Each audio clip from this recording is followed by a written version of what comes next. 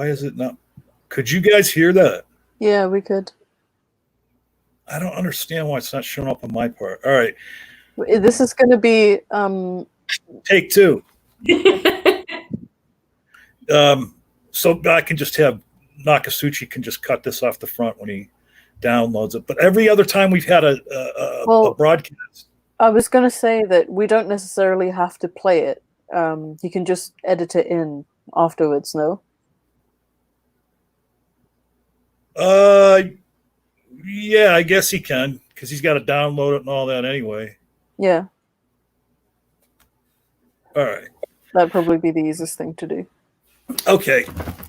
So he will have to cut this front part off. Okay. Welcome to the Apostate Alliance. This is episode number 10. We're joined by a lovely lady from the land down under, Nick. Hi, Nick. And my lovely co-host, Faye, the Most Gracious, is with us today again. We missed her here last week, but if you were here for last week's episode, you might understand she didn't miss a whole lot. But anyway, I want to make a few announcements. One, we've scheduled the show out a few weeks. Next week, we're going to be joined by Malik Lendl. On the 5th of July, day after the holiday, we're going to be joined by Chris Shelton, and he is an ex-Scientologist. I think that'll be very interesting. I don't think I've ever talked to an ex-Scientologist. And then on the 12th of July, we will be joined by, and I'm not sure if I'm saying this right, Haas or Hass, Hass. Right. The Twitter handle is MOHD and a bunch of numbers. You know who I'm talking about, Faye? Yeah, I'm aware of the user. Yeah. And so, and also I want to announce, we now have the Apostate Alliance Discord server. And if you look in the video description, you will see there is an invite link there.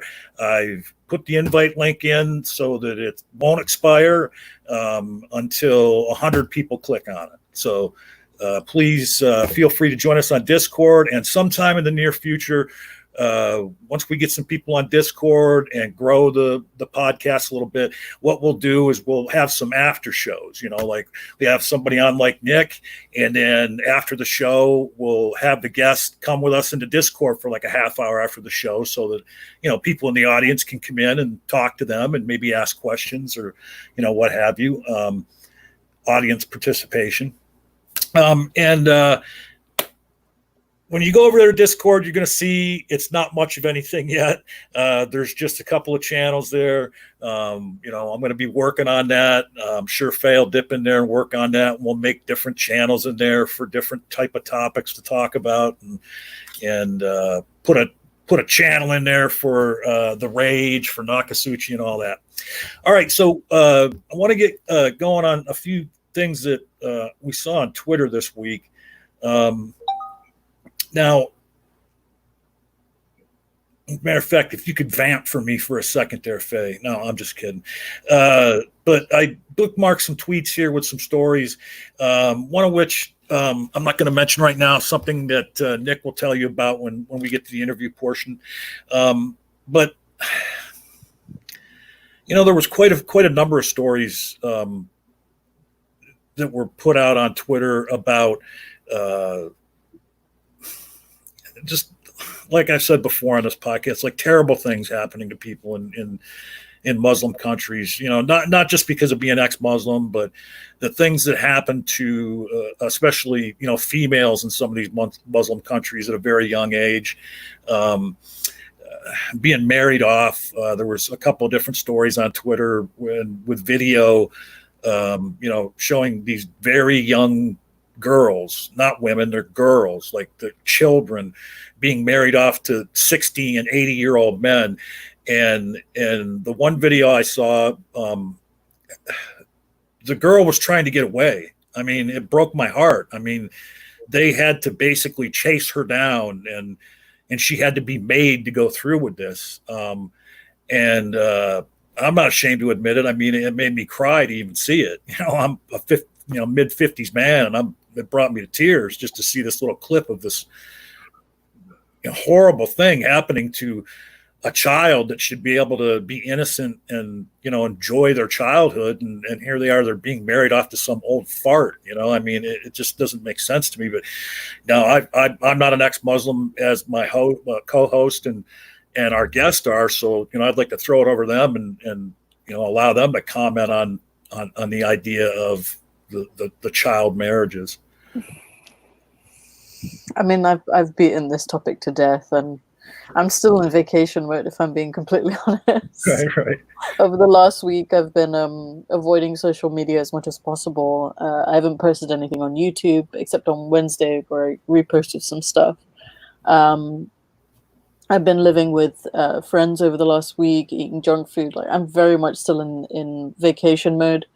But this whole topic of child marriage, and specifically about the Prophet Muhammad's marriage to a young girl, Aisha, and his rape of her, is a topic that I've beaten to death, and I've said quite publicly that I will not address again, because it's honestly just so disgusting to see how many people will justify it.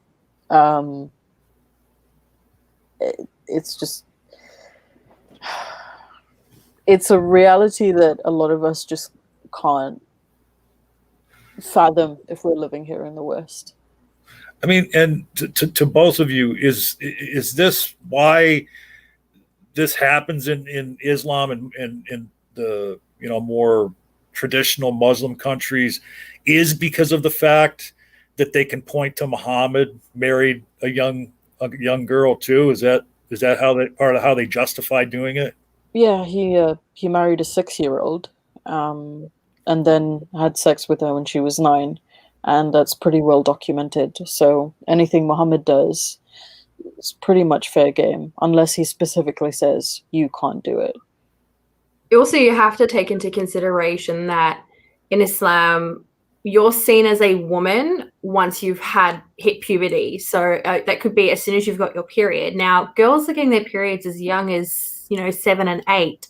And so by Islamic standing and, essentially rulings, she's an adult. She is, everything that she does from the moment she gets her period and has hit puberty, she is now regarded as an adult according to things like her good deeds, her bad deeds, sinning, prayer, like all of the rules that apply to an adult will now apply to her. And when you see something as pivotal as a period, as being she's now a woman, it does come along with the other aspects of it. And, when you are in societies where, this sort of thing doesn't really happen too often in the West, but it does happen in, definitely in the Middle East and North Africa. But even then, in the West, there are stories of 15-year-old girls and 16-year-old girls being forced into marriage. It is something that is common, and it does happen. And unfortunately, it happens too often for this to be regarded as a cultural thing. When it happens in Somalia, it happens in Pakistan, it happens in Saudi, it happens in Qatar, and it does happen in Western countries. So you can see that the common factor with all of these is the fact that there is a religion that these people abide by, and there's a man that they essentially put on this pillar as being the final messenger of God, and he can do no wrong, and he has done no wrong. And yes, he married Aisha, and she was a 6-year-old, but he didn't do it until she was 9, and which is when you read the stories, could potentially have been when she did end up with her period. And there are no denying that she's a child. Like Faye said, there are hadith of, her playing with dolls and playing with, pretending that it was Solomon, and, her friends coming and running away when Muhammad came to see her. So there are all these recollections, and there is nothing denying it. And I think the other thing is that she turned 18 in the same year that he died, and he was about 64 or something like that. Yeah. Which means that he only exclusively had sex with her while she was a child, by today's standards, of course. And I guess there is an argument to be made that the times were different and things like that. But if this man is meant to be a example for all time, I don't think that matters, really. I've dealt with that argument for years, and raised as a Muslim, you know the instant rebuttals to it. Oh, well, Henry VIII married a 12-year-old, and other European kings have done this. Yeah. And the easiest way to shut that down is no one puts Henry VIII on a pillar. Muhammad's the one that gets put on that pillar. He gets put on to being this perfect human being. And it doesn't matter that times have changed. You can still turn around and say, yeah, Muhammad did marry a 6-year-old, but I don't agree with it. But Muslims are too afraid to say that, because if they say that, then they're going against their religion and their beliefs. Suddenly he's not a perfect man. Yeah, and I never really understood that argument either, that like, okay, well, it was a different time. We can't judge them by our standards. My response to that is always, well, yes, we can. I mean, just because it was a different time doesn't mean that it was right. And we know that it wasn't right now. So, yes, we can judge them. I mean, there are a lot of things that you can forgive if you are suddenly like, well, it was a different time. You can justify colonialism. You can justify murder. You can justify raping and pillaging. Slavery. It was a different time. So what? It's so fucking stupid. Yeah. I think the reason why Muslims don't want to admit that this one thing is absolutely horrible and actually say it is because if they say that one thing is a horrible thing that Muhammad did, it opens the door to the many other things that he did that were also horrible, and nobody wants to have their heroes taken down. And that's essentially how Muslims see their heroes. This is more than a hero, though. But I mean, I feel like we're going into that territory. Was there anything else you wanted to announce? Right, and I want to just get to this other what we talked about before we went live. There was a very lengthy thread on Twitter, and we're not going to go through the whole thing, but I will link to it in the video description. But just to read the first part of it, this person who tweeted said, "I was assaulted at Dugsy by the imam who taught me Quran. It took me 6 years to speak about it. He died and everyone attended his janazah, speaking about how great of a man he was." Talk about Aisha. She goes on to say, "I was 9 when the abuse started. The abuse carried on until I was 13, and that's 4 years of my life." And I know that, Faye, you had read that thread, and I had reached out to you after I read it, telling you how emotional it was. If you'd like to comment on what you had read in that.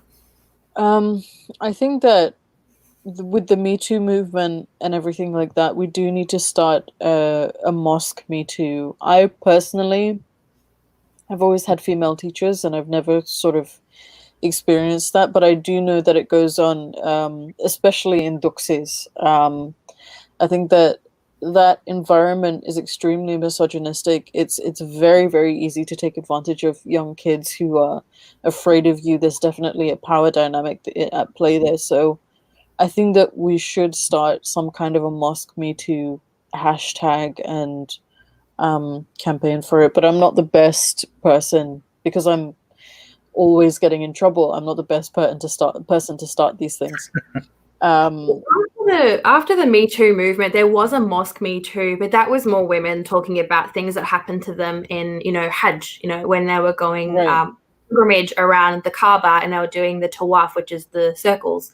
Yeah. And, I knew these stories growing up. I knew stories of women telling me, they were telling me or telling my mom that, when they were in Hajj, men would pinch their bottoms or rub themselves up against them. Because you think about it, you have thousands of people in this tiny enclosed space, and men will take an opportunity to touch a woman. And the thing is, there is such a silencing culture within the Islamic world where it's like, it's instantly blames on the victim. Well, you must have revealed something.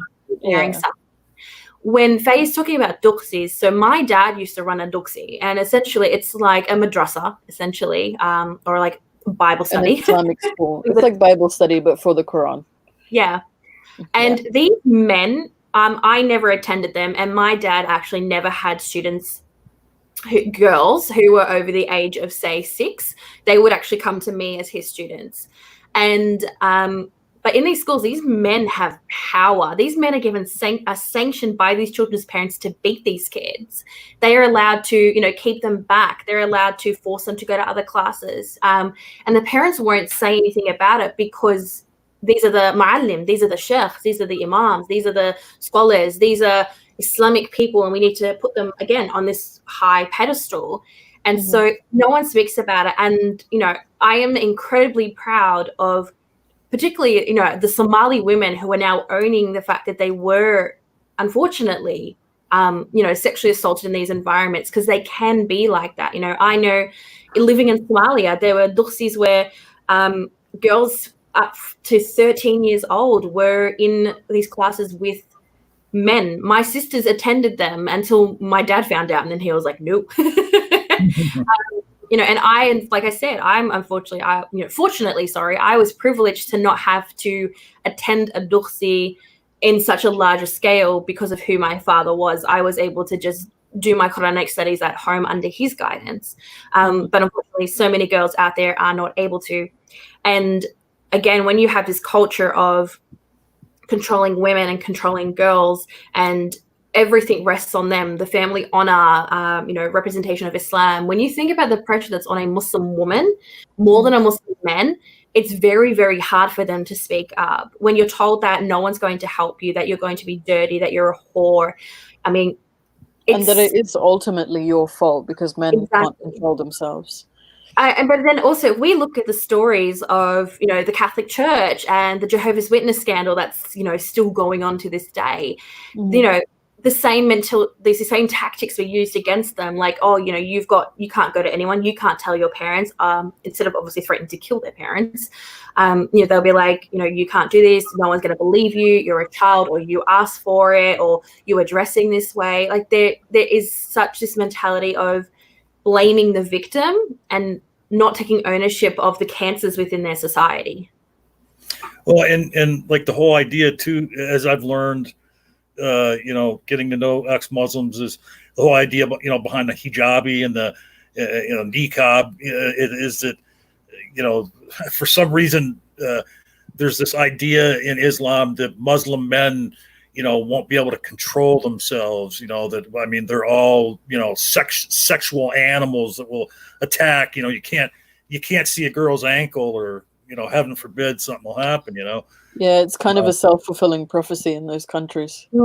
Yeah. And now you guys both mentioned, hey, the Muslim Me Too. So when you know, coin a phrase like that, this must be a very big problem. Then it's not like a. It is. Yeah. I think, like, my mom has stories coming back from Hajj, or the holy pilgrimage of all things, of things that happened to her. But the thing is that our cultures and our societies are so bent on keeping us quiet. And another thing is that there's this culture also of not revealing the sins of other people, which is also toxic in a way, that if somebody else commits a sin, the onus is on you not to tell anybody about it. So it's like this weird dichotomy. And aside from that, within like mosques or madrasas or places where people teach the Quran, there's also the threat of violence. There's a lot of beating that goes on. So that is also a factor in the kind of abuse that goes on there. Like I myself have gone to quite a few madrasas. I also used to teach at a few of them, where things like that used to go on. And there's no sort of, I'm not sure what the climate is now because I've been out of the loop for about 5 to 7 years. But back then there was no regulation like there would be in a standard school, or even within a church facility. There's a certain level of regulation. But because these are considered like community centers and it's very privately managed, people can get away with things like that, which I don't think they should be able to. And a lot of them also run them from their own homes as well. You know, they'll have them in like the living room, or like, I don't know if this happens elsewhere in the world, but in Australia it's in the garage, which a lot of Australians turn into other living rooms, and they'll hold them in those places. Like, you know, my dad, he's an imam and he used to run them at the masjid, and then he decided that he wanted to run them from our home, and he did run them from our home. And I'll 100% state it out there, like, even though my dad never, you know, sexually assaulted me, the beatings I would receive for not memorizing a certain verse in time or a page in time or mispronouncing it or not having proper tajweed. And it's not even just like okay, here's a slap. Like it's not a rap on the knuckles. It's like a proper beating.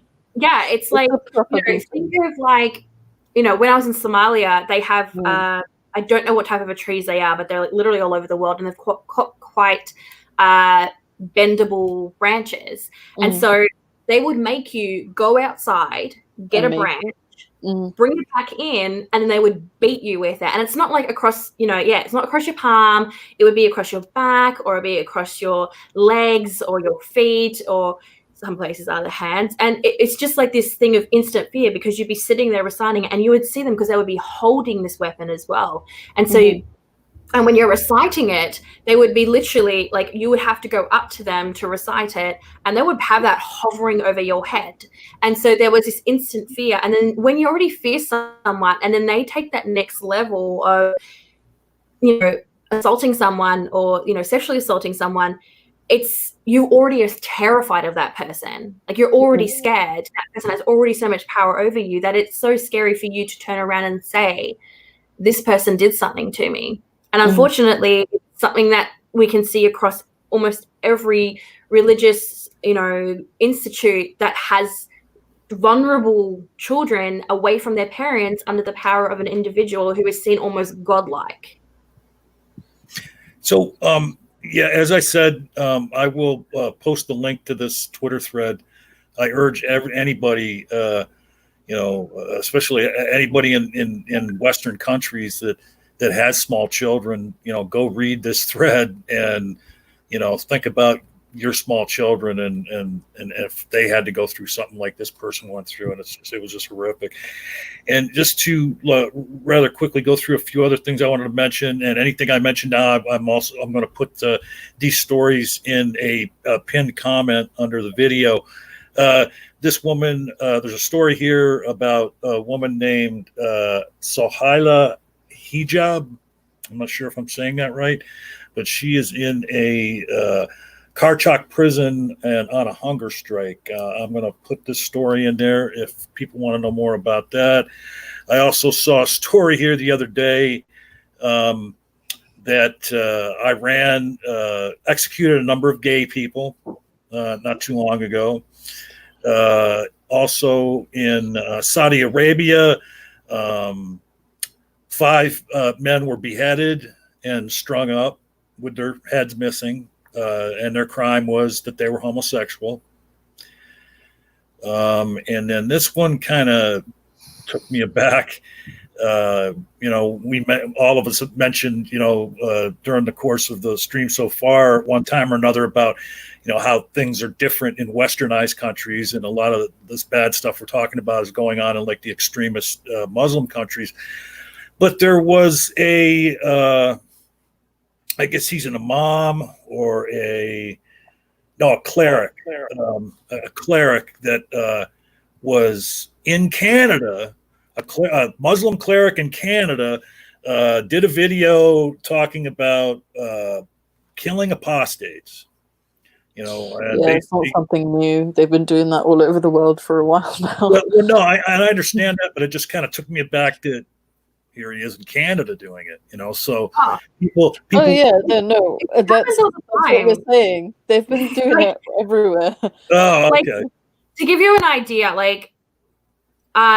Muslims obviously go to mosque. They most go every day, but a lot of Muslims tend to go on Fridays, which is the Jum'ah prayers or the religious prayers. And before they do that, they listen to a sermon or a khutbah. And I guarantee you, it could be, their topic could be about something completely benign, like respect your neighbor. That could be what the sermon's about. But when they finish it, they always call for the death of the infidels and call for the death of apostates and call for, Allah to punish Israel and Allah to punish whatever bad guys are of the moment. Growing up for me, it was punish Russia, punish America, punish these countries. And it is something so common. So I guess, that's why me and Faye were just it's a thing. Yeah, well, right. I don't know. We're definitely desensitized to it. I mean, both myself and Nick, our families have it out for us. So it's it's like a non-issue for anybody else to have it out for us. But yeah, I think we're undermining how significant it is that someone in the West. I think obviously there is that shock value of, oh, you're in a Western country and you're saying these things. Well, this is the thing.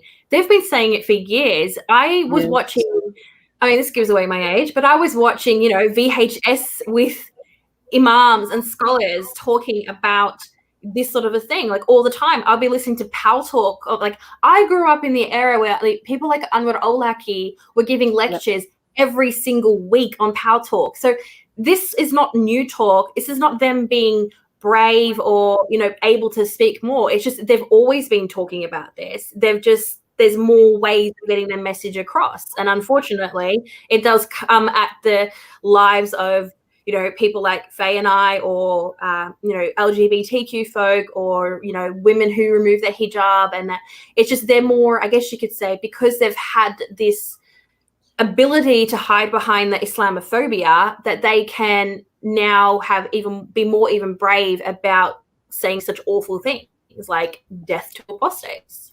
Yeah. Well, and I'm not, you know, I'm new to all this. So, yeah, that's why it was such a shock to me. I knew about all of it going on, you know, in Muslim countries, not all of them, but the more radical ones. But to see that this person was doing this in Canada, and I would imagine, correct me if I'm wrong, if they carried out that threat in Canada, the repercussions would be more to them than if they did it like in a Muslim country, right? Like, I mean, technically, in a Muslim country, an apostate is meant to stand trial for 3 days or something like that. Yeah, depending on what people thought they're from. And the state would take care of it. You can't just have vigilante justice. Islam is one of the things about Islam is it's very structured in a very political sense. But, I mean, to talk about things that happen in the West that also happen in the East, I mean, as someone who's worked in education for over 5 years now, we consistently have young girls who will come in and say that their parents are trying to marry them off, or there's domestic violence going on, or they're having doubts about certain things, or they're gay, or they want to leave Islam. And there's or even FGM is also an issue, or female genital mutilation. And these things are brought to us quite commonly. Like, if we look at honor killings and honor violence here in the UK, it's the highest within the Asian/Muslim community. So it's still something that happens. It's just probably not something that people are talking about. And it's partially because of people's fear of confronting culture, and this fear of being labeled a bigot or an Islamophobe or that kind of thing. But we really need to take the stigma away from talking about crimes against young people and against children. And off the back of what you were saying, John, you know, well, the punishment would be worse or severe for them in a Western country. A lot of the people who will say things like death to apostates, they don't care about democracy. They don't care about that. They want an Islamic world. They don't live for this life. I think that's the thing a lot of people don't understand about Muslims, is they are taught from such a very young age to not live for this life, which is the dunya. They have to live for the afterlife, which is akhirah. So, you know, they're like, okay, well, I mean, there are countless stories. I am 100% sure Faye's heard these. Well, you know, I've had personal circumstance where a young girl's father said to her, I don't care if I go to jail for killing you, because I will have done a good deed and I will go to heaven. So there's this level of I can do whatever I want and I'll be fine. And it's also this concept of like destiny and qadr as well. Like, as long as they're doing the right thing, it doesn't really matter what happens after that. I mean, it was a sentiment that my father held when he always killed me. You know, it doesn't really matter what happens to him because he's doing the right thing. And the other thing is that I think that if they do end up going to prison, they'd probably get more converts out of it, because it's an enclosed space where a lot of people have a lot of time to think. Yeah, people go to prison and they come out with religion a lot of times. Well, I mean, if that's a whole other topic you can go into, but the other thing, you know, with regards to Muslims is every person you convert to Islam is good deeds on you, and every good deed that person does who converts to Islam also comes. Think of it as like a pyramid scheme, essentially. It's a pyramid. It's like one person converts 3 people. Those 3 people's good deeds also counter to this one person's good deeds, and each of those people convert another person, and those deeds go back to that person. Like that's how it works. Wait a minute, are you trying to say that Islam is a multi-level marketing scheme? Yeah, it's an MLM. It's 100%. It works the same way with sins as well. Like if you convince somebody to commit a sin, you get the blame for that, as well as them. And the same thing goes into like families as well. So I've mentioned this a number of times on like talks and podcasts and that, where it's like the reason why fathers in particular are so abusive and aggressive and controlling to their children, in particular their daughters, is because they're seen as the shepherds of their family, and they're seen as the rulers of their family, and the sins of their children do reflect upon the sins of the parents. Like that's a big thing. And so you obviously don't want your child to be sinning because you don't want bad deeds, you don't want sins on you, so you will do everything within your power to stop your child from sinning. It's a very effective way of controlling people. It's an extremely effective way of controlling people, but it's extremely cultish. But I never thought of it as an MLM. That's a good analogy, actually. All right, so we're here today, and I think that was probably the longest time we ever took with the opening news stories and stuff, but we've got 2 pretty smart people here that know all about that stuff, and I'm sure. Unfortunately, when me and Nick get started, we don't know how to stop. Well, no, and that's a good thing, no, and then I'm sure Nakasuchi. We just put out the Apostate Alliance clip playlist today, where Nak has cut out like little short sections of the different videos we've done, and I'm sure he will be able to clip out part of that with some really good stuff you guys were saying. But we are here today to learn about Nick.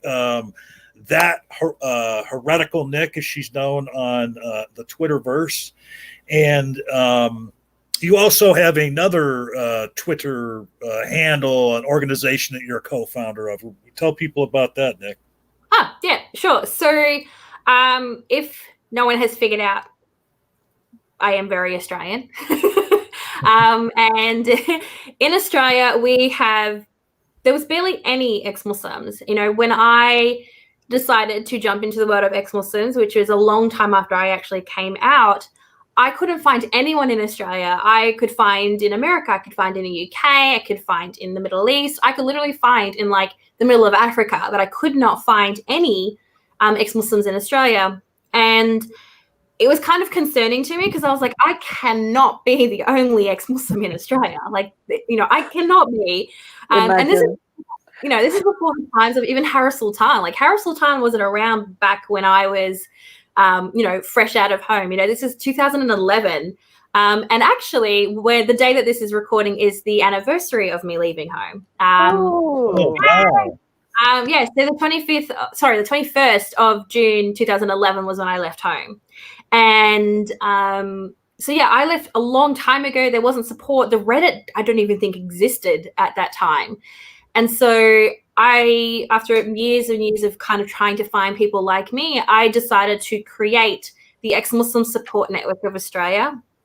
And essentially the whole premise of this group is essentially 2 sides of it. So you've got your support network for ex-Muslims living in Australia, and there's also the activism branch of it where we are trying to bring awareness to ex-Muslims. We're not like a Dawa group for atheists. We're more like, you know, hey, I'm an ex-Muslim in Australia and I shouldn't have to worry about my family kicking me out of home or killing me or beating me or doing anything to me. Like I should be able to, particularly in a Western country, I should be able to live how I want to live. Mm-hmm. Unfortunately, Australians are lazy. Australians are very much of this mindset of, well, if it doesn't affect me directly, I'm not going to have anything to do with it. I'm not going to talk about it.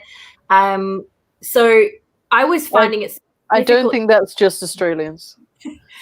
Well, we probably take it to the next level. I mean, we don't even want to talk about the atheist organizations here. They're pretty much non-existent. That's how much of a, like, you do you, I'll do me sort of a atmosphere that exists in Australia. Yeah, and you guys live in insufferable heat, so it makes sense.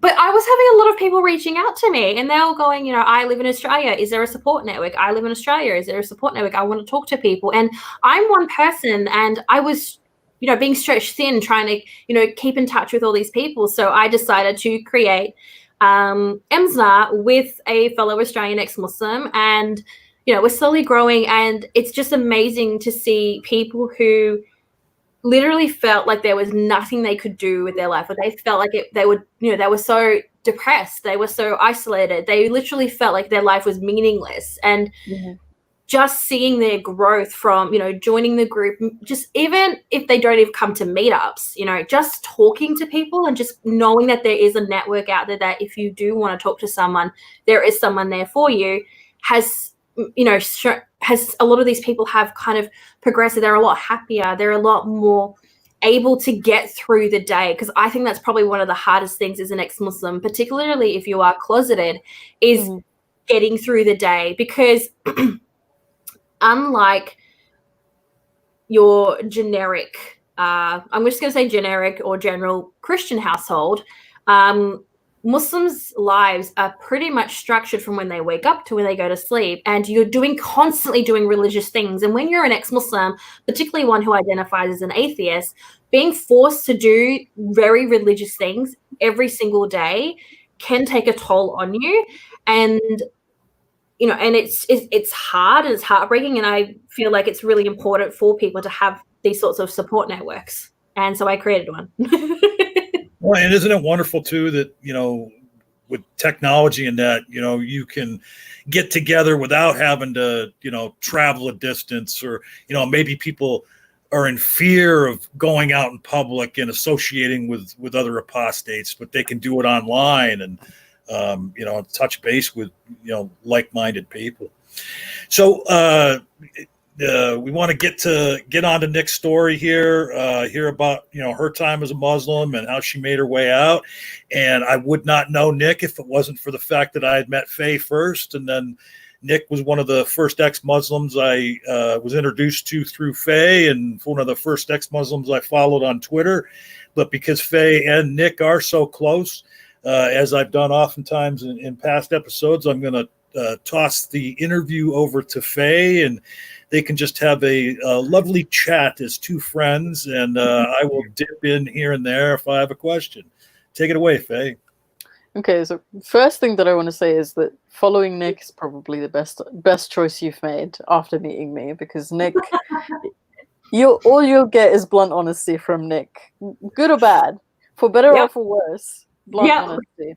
It's a marriage. It is a marriage.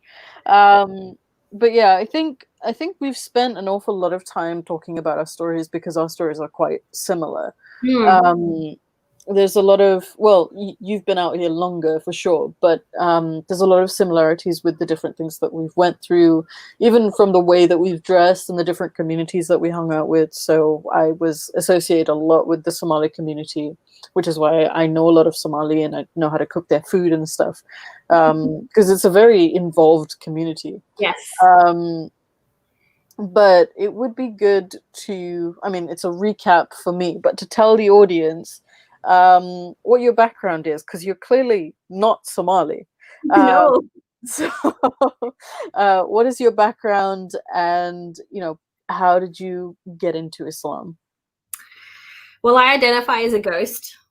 No. So again, like you said, you know, we are quite similar backgrounds, but there is always that whole thing of, but you're white? You're a white chick. Always with a question mark as well. It's always, you're white? And I'm like, yeah, yes, yep. See it every time I go into looking at myself in the mirror. So the first thing obviously I want to state is there is a lot of thing around me. People have this assumption that I was a convert to Islam, and that's a no. I didn't convert in the sense of I was an adult and made the conscious decision to become a Muslim. My mother is the convert. So when I was a toddler, she converted to Islam. And, you know, she was not radicalized. She didn't convert for a man. You know, she was a practicing born-again Christian. She was raised by her Christian mother. And so, you know, that's what her life was. And then as many people who have been Muslim or have spoken to Muslims know, one of the first conversations that you as a religious person or even a non-religious person have when you speak to a Muslim is it always goes back to religion. They always start asking you questions about, you know, religion and why do you believe what you do. And one of the questions they'll always ask someone who is a Christian is, oh, so you believe in Trinity, can you explain it? And my mother was the type of person that once she believes in something, she really, really believes in it. And having a Muslim highlight something going wrong with her religion, saying, well, you can't explain Trinity, and that logically doesn't make sense. So, you know, she's gone to her, I don't know what they're called, pastors, priests. The church.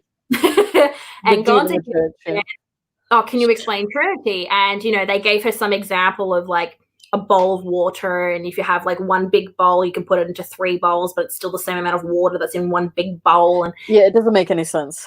It doesn't make sense.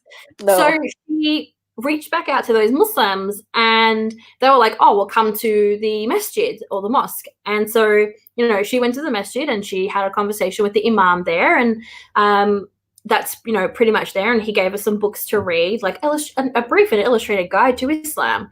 And then everyone's read that book. Yes, everyone's read that book. And then she went home and she was reading the book, and then she went back to the masjid and became a Muslim, and she put the hijab on the day she became a Muslim. Now, the only reason I know this, because I was a toddler when she converted, was my mum turned her convert stories into a career. So she was, you know, she helped found a convert support group in Australia. I mean, I'm doing the opposite. But, you know, she's founded that support group. She became, you know, very heavy into studying Islam. And, you know, she was the kind of a Muslim that would very much question people, being like, well, where is that in Islam?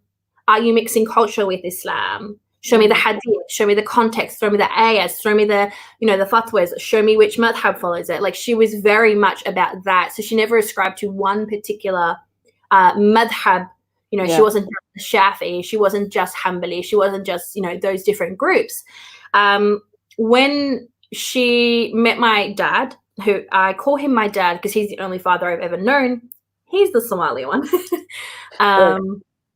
And so this at that, is your stepfather you're talking about? Yeah, he's my stepfather, but he raised me from when I was a child. I grew up calling him your dad. Yeah, and like Baba, and like that's what I grew up. Of course I did. Like, I grew up in a Somali household. Like, my mom was Hoya and my dad was Abo. Like, that's it. And like my uncles were Adero, and my aunt, you know, Edo was my aunties. Like, that was my life, you know. Yeah. And so I grew. Obviously, you know, she marries a Muslim man, and at that time he was, you know, he was studying, you know, his degree, but he was also studying Islam, and he was the mu'adhin at the mosque, so he was the guy who called to prayer. And you know, they met, and it was an arranged marriage as well. They only met 3 times, and they got married. And then my mum, again, we have to look into like the history and the time. You know, this was the 90s, and my mum was in this mindset of, I want to be the best Muslim I can possibly be. And so for her, that was looking at the Tabligh Jamaat, which you're quite familiar with. Yeah. That's some PTSD inducing stuff, but go ahead. Yeah, so she met the Tabligh Jamaat, and, you know, as you would know, in those households. I gotta stop you there. You're gonna have to, you guys kind of just had an inside joke there that none of us know anything about. It's fine. She'll explain it. It's okay. Yeah. Sorry, I interrupted. That's okay. So the Tabligh Jamaat, you know, you can correct me if I'm wrong, because it has been a while since I've dealt with those levels of crazies. But they're predominantly South Asian. Yeah. They are very strict. Like, they are very religious. Like, strictly conservative. Yeah. Like, very, very, very conservative. Like, the women barely leave their houses, and they're fully covered head to toe. You know, they literally follow the sunnah to a T. Like, for example, it was so much so to the point, well, in Muhammad's time, they didn't have beds, so we're going to sleep on the floor. Or in Muhammad's time, they didn't have couches. We're going to sit on the floor. And in Muhammad's time, they didn't have forks and spoons, so we're just going to eat with our hands. Like, it's very. We used to do that. All of that. We got rid of our sofa and everything. Yeah, exactly. You know, and the men will also go on khuruj. Khuruj, that's what it's called. Yeah. Yeah, They'll go on like a dawah tour. Yeah. They'll go on and like so a preaching tour.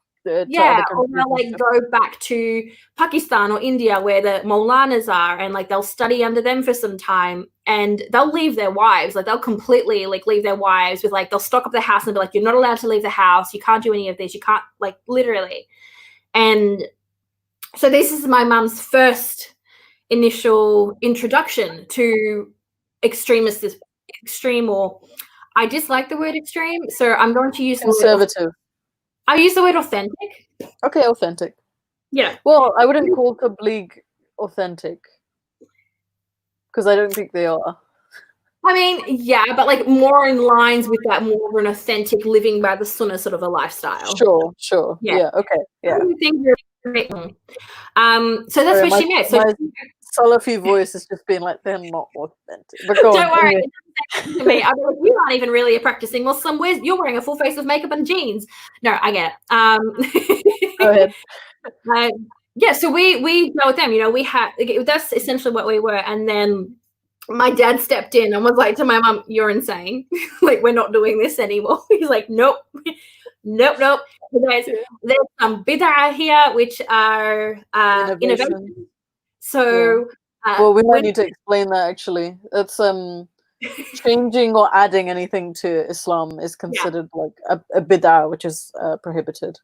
Yeah, and so he kind of put a stop to her associating with the Tabligh Jamaat, but that's also because they were the only ones that we knew at that time. Yeah. And so my mum still kept the niqab on. She still kept, like, she was head to toe like black. And then she also kept a lot of the religious side of things as well. So, you know, there was still the, like, you know, a lot of the sunnah stuff. Like, I've made a joke in the past that we lived a very Ahl sunnah lifestyle, which is people of sunnah, technically. Thank you. I'm really bad at translating Arabic words because I only knew them in Arabic. So oh, really? Yeah. You know, so that's essentially our life. You know, that was my formative years up until I was around, you know, 6 or 7 years old. And then that's when things like the hijab was forced on me, and the no mixing with boys and the segregation. And I think I've mentioned it in one of my videos of, you know, that being made aware of myself, being aware of the sexuality of my body, of being a female, and the honor that goes around making sure I'm covered and hiding. And these are things that I was taught as a 7-year-old. Right. So that was your childhood. I don't really know where to go from there. And it's also to do with the fact that I've, you know, heard parts of the story before, but I think one of the more significant differences between like my story and your story is that they actually stopped you from going to school, and you had pretty much a primary education before it became like homeschooling. Did you want to talk a little bit about that and why that happened? So my parents are of the line of belief that the West is evil. That's probably the easiest way to explain it. Yeah. They believe that the West, even though technically you're not West, you're very East.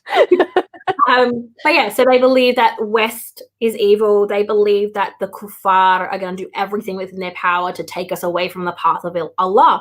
So what would happen is I would go to school in a normal school year. So it would be like grade 1. And then halfway throughout the year, she would just pull me out for no reason. Or like my parents would just pull me out and they'd be like, you're not going to school anymore. And then I would be basically put through an intense camp at home of Islam. Like I would only learn Islam. So I'll be reading the Quran for like 5 hours a day, or reading the Hadith, or reading the Seerah, or those sorts of things. Seerah is Muhammad's biography, essentially. Yeah. So that's what my life was. And then I would go back into school, and I would always tend to go back to school whenever my mum was like pregnant or just about to have a baby, because, well, in Australia, it's essentially free. School's free. So we were just like a childcare service for her. When I hit around the age there's so many things wrong with that, but go on. So I grew up in a very, I went to say liberal, but I was like, people won't understand outside of Australia. So in Australia, our Liberal Party are our Conservatives. So I grew up in a conservative state. So even in our public schools, we had Bible studies. My mum was not about that life. She was like, our Bible studies essentially commenced from, I believe it was like grade 3. And she was like, no, that's not happening. So she actually approached the school, and because they had Bible studies, she's like, well, you have to allow us to have Islamic studies classes in these schools. And so the school put an Islamic studies class together for all the Muslim kids, a public school. So my mum became my Islamic studies teacher at a public school. Yeah. And then when she couldn't do it, they found another Muslim woman from the community who could take over the classes.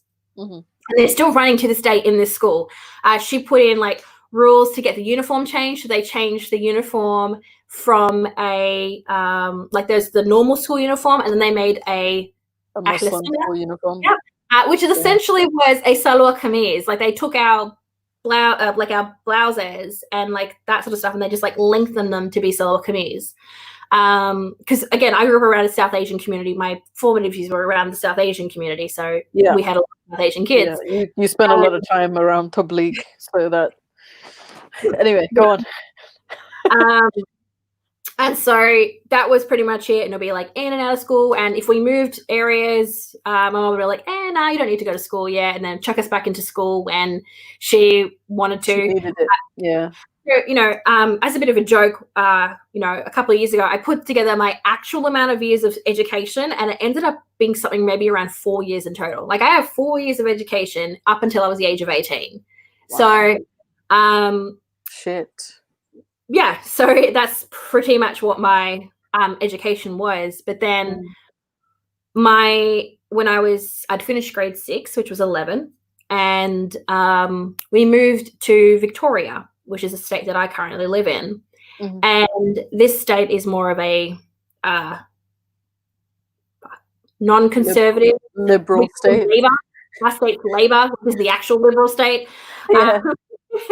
And that's because my dad got a job at an Islamic school, and there was no Islamic schools in the state that I grew up in. So we moved here, and he was working at an Islamic school.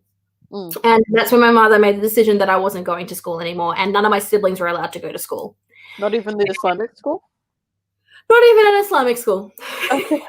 All right.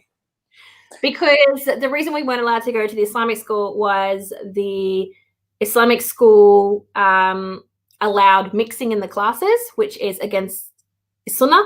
And so mum was like, well, they're not a truly properly Islamic school, and we don't want you associating with boys. And, you know, I was an 11-year-old girl, and I was like, I don't care about boys. Boys are gross. But, you know, that doesn't matter. As every 11-year-old girl thinks. Exactly. Ew. So it kind of comes into, I get a question a lot. It's like, oh, but, you know, if you had no schooling, how do you sound so well-spoken? How can you function, essentially? Tabligh will teach you that. They'll teach you. My parents taught me, because my parents are teachers. I mean, my mum was a TESOL teacher, so teaching English as a second language, and my dad was a maths and chemistry teacher, so he could teach me that. But their way of teaching wasn't like structured learning. It was like, here is the entire Encyclopedia Britannica, pick a topic, write an essay. And that's what I would have to do, and that was my formative learning. And then my dad would, once I reached the grades that he was teaching, I would just use their textbooks, and I would just do their maths assessments and assignments. Like that's how I built a basic knowledge of being smart. That was the sum of your education. Before you continue, there is like a small comment I want to make. Like, I remember when I was in Islamic school, and when I was a Muslim, actually, we used to quite, in a way, we used to like venerate converts, especially if they were like white converts. We would have this like ideal that they were like, oh my god, this is like a person who's come to Islam and they practice so well. And like we had this girl whose like mom converted, and she was also white, and she would always be like the peacock of the group. Like, this was the girl that like our school would show off. Like, she would be in all of our commercials. I say it. I mean, I've been really wanting to tackle this topic of the convert. We should at some point. But it's very true. Like, people would always be like, oh, mashallah, or like every time it would be like, oh, mashallah, you know, sister, da-da-da-da, insert my mother's name. You know, she wears a niqab. Oh, I could never do that. But mashallah, this sister, she's so religious. Like, she really has Allah in her heart. Like, it's called commitment, guys. But that's the same thing. Like, people would do the same thing with my mum. But like, oh, mashallah, sister, you're homeschooling your children. I could never do that. Like it's like, it's not like, so basically the white Muslim is like the unicorn of Islam. Is that what? It's like it's like the indigenous convert to Christianity. Like, you'd never expect them to just turn up one day, but it just is. It's just like this white whale concept of like, oh my gosh, we never see one of those. You know, and also like people also saying like, mashallah, she does this, I could never do that, is just a simple declaration of that bitch crazy, but we have to pray. Yeah, but they'll never say that, and because, again, exactly what Faye said about how hide the sins of our brothers and sisters sort of a mentality. Yeah, and it's quite fascinating. And a question I do often get asked is, oh, well, how come? I believe this happens only in other countries, which I didn't really know happens in Australia. But if children are not going to school, like, it gets notified to people or officials, and I'm like, that doesn't happen here. My parents were raking in government benefits. Like, people knew my mum had 1 million children and that she was getting like so much money off them, and no one knocked on our door. That's one said, because it's not necessarily a thing that happens in Australia. If it's not reported, it doesn't get looked into, which is a huge flaw in our child services in Australia. Like, it's a massive flaw. The schools should be, or at least like the social services should keep tabs on things like that. That's scary. When our country has a lot of people on social services, like, it's a lot of people on it. Like just to give you an idea, anyone who is basically earns under 100K, and if they're by themselves, they don't get social services. But like, if they're in a relationship, they're on social services. So it's wow. And you get a lot of money for kids as well. Like, you know, my mum at some point was like raking in like $3,000 a fortnight. So it's like, Jesus. Yeah, because our country is very kind of socialist. Like, they give people money all the time. Like, should I just move to Australia? Is that what you're telling me? Yeah, just come here, become a citizen. We'll get married. Should I move to Australia, adopt a bunch of kids, and just set my life up? Yeah, why not? But that's how they are. So, you know, they knew what was happening, in the sense of that they knew what was happening. They knew this person had children. They also weren't registered in any schools, but nothing was ever done about it. Right. There is legislation that you have to have your children enrolled at least in a distance education school. But then, so, you know, my mum was like, oh, okay. Well, when that law came in, she enrolled us into distance education. And then she didn't like the fact that we were having to learn about Australia and Australia's democracy and the rules and the laws and becoming an abiding citizen, because there are no laws besides the laws of Allah. I feel like the thing with me right now is that I hear what you're saying, and I went through the same thing, but now, having worked in education, it's like such a, like, you live there,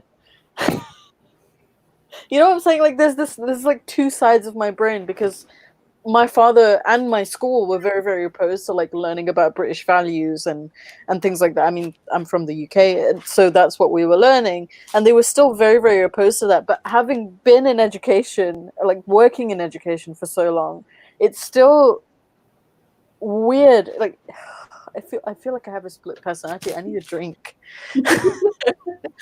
I mean, it's something that I think it takes a long time for people who are ex-religious to come to terms with. Oh, that was really wrong. Like I shouldn't have gone through that. Yeah. Something that I'm still kind of going through. It's like we were speaking about earlier, like the beatings in Duxies. I was always like, yeah, nah, I got beaten Duxie, and the other girls would be like, Yeah, it's a very normal thing. like, oh, that's actually fucked up. Excuse my French. Yeah, it is really fucked up. But it at the time it felt like a normal thing, because fucking everybody was getting beaten up. Like I was one of the best Kirat reciters in my class. I was still getting beat up, like for minor things. They would let me off sometimes because I was the best. But you know, everybody gets hit, so it's like completely normalized.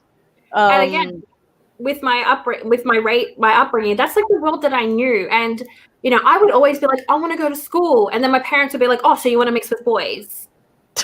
I'd be like, no. I think we have a very similar library story as well. Like we have a very similar library story. I think your one is slightly more intense, but like I got such a harsh yelling at for going to the library all the time. I'll chat about the library one. So this instance has actually happened to me twice. So the first time I was in my local library, and my mum was also in the library with me, but she was off. I don't know what she was doing, probably making sure my siblings didn't get any books that had magic in them. Anyway, so I was in the library. I forgot about that.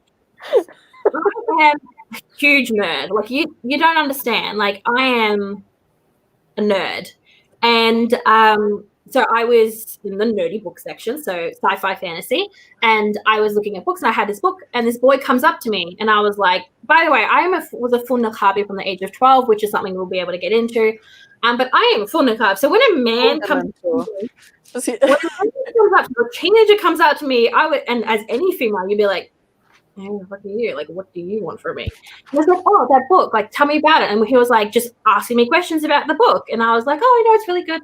Just being a polite human being. And then my mum comes out of nowhere, grabs me, calls me a whore, drags me out of the library, and like whole way home is like berating me and telling me that I was disgusting and I've shamed the family. And I'm just sitting there like, what did you want me to do? Yell bomb? And like, what did you want me to do? Like, I don't know. And so we actually get into the house, and she's like, who was he? And I'm like, I don't know. And she's like, you must know. He smiled at you. And I was like, yeah, he probably thought you were being abused in your home. I was like, what? And were you? And you were in a niqab? Yeah. Oh, she was walking around like a full letterbox. Like, well, yes. So you must have really killer eyes then if he approached you and that's all he could see. One Muslim man who proposed to me said that I have blue diamonds for eyes. And okay, so this is another thing, right? That we have in common is that they're called proposals, so that's what we're going to call them. I've been proposed to since I was about 15. I don't know when your parents started essentially slagging you off. Like, that's 13. What they're doing. 13? Yeah. Is that I remember that actually I was made aware of it. So I was 13, and it was in probably about a year. It was a year after I put the niqab on, and my mum was this is the Paltok era. This is Anwar Awlaki's era. Sure. And do apologize in advance if this video gets flagged and taken down by some secret. I've talking about Anwar Awlaki plenty of times. So basically, she kept taking pictures of me, and I'm like not a fan of my picture being taken. And also growing up in a household where pictures weren't taken because it's haram. So I was like confused why she was taking my photo. And she's like, oh, can you smile? And I was like, no. And I was like, why are you taking my picture? And she's like, oh, there's a boy I want you to marry. And I was 13, mind you. And I was like, Jeez. what? I was like, what? She's like, yeah, this boy, Sheikh Abu da-da-da. And I was like, well, yeah, I listened to his lectures. And she's like, well, he's got a son and I want you to marry him. And I was like, okay, right? And I'm like, but he's in the UK. And she's like, it doesn't matter. It's okay. Like, you can go over there and you can get married. And I was like, what's this? And she was like, yeah. It was like a conversation was just like, yeah, this is how it's going to be. Like, it's fine. Okay. Like, all right. In the beginning, from when I was about 13 to 15, my mum and parents were more like actively kind of looking for like a betrothal because they want to be married at 16. So you want to start at 13-ish to find the right man. So, they would kind of speak to like sheikhs, or they'll be like the sons of friends. A lot of the boys that my mum and dad kind of were interested in me marrying are all in jail for terrorism.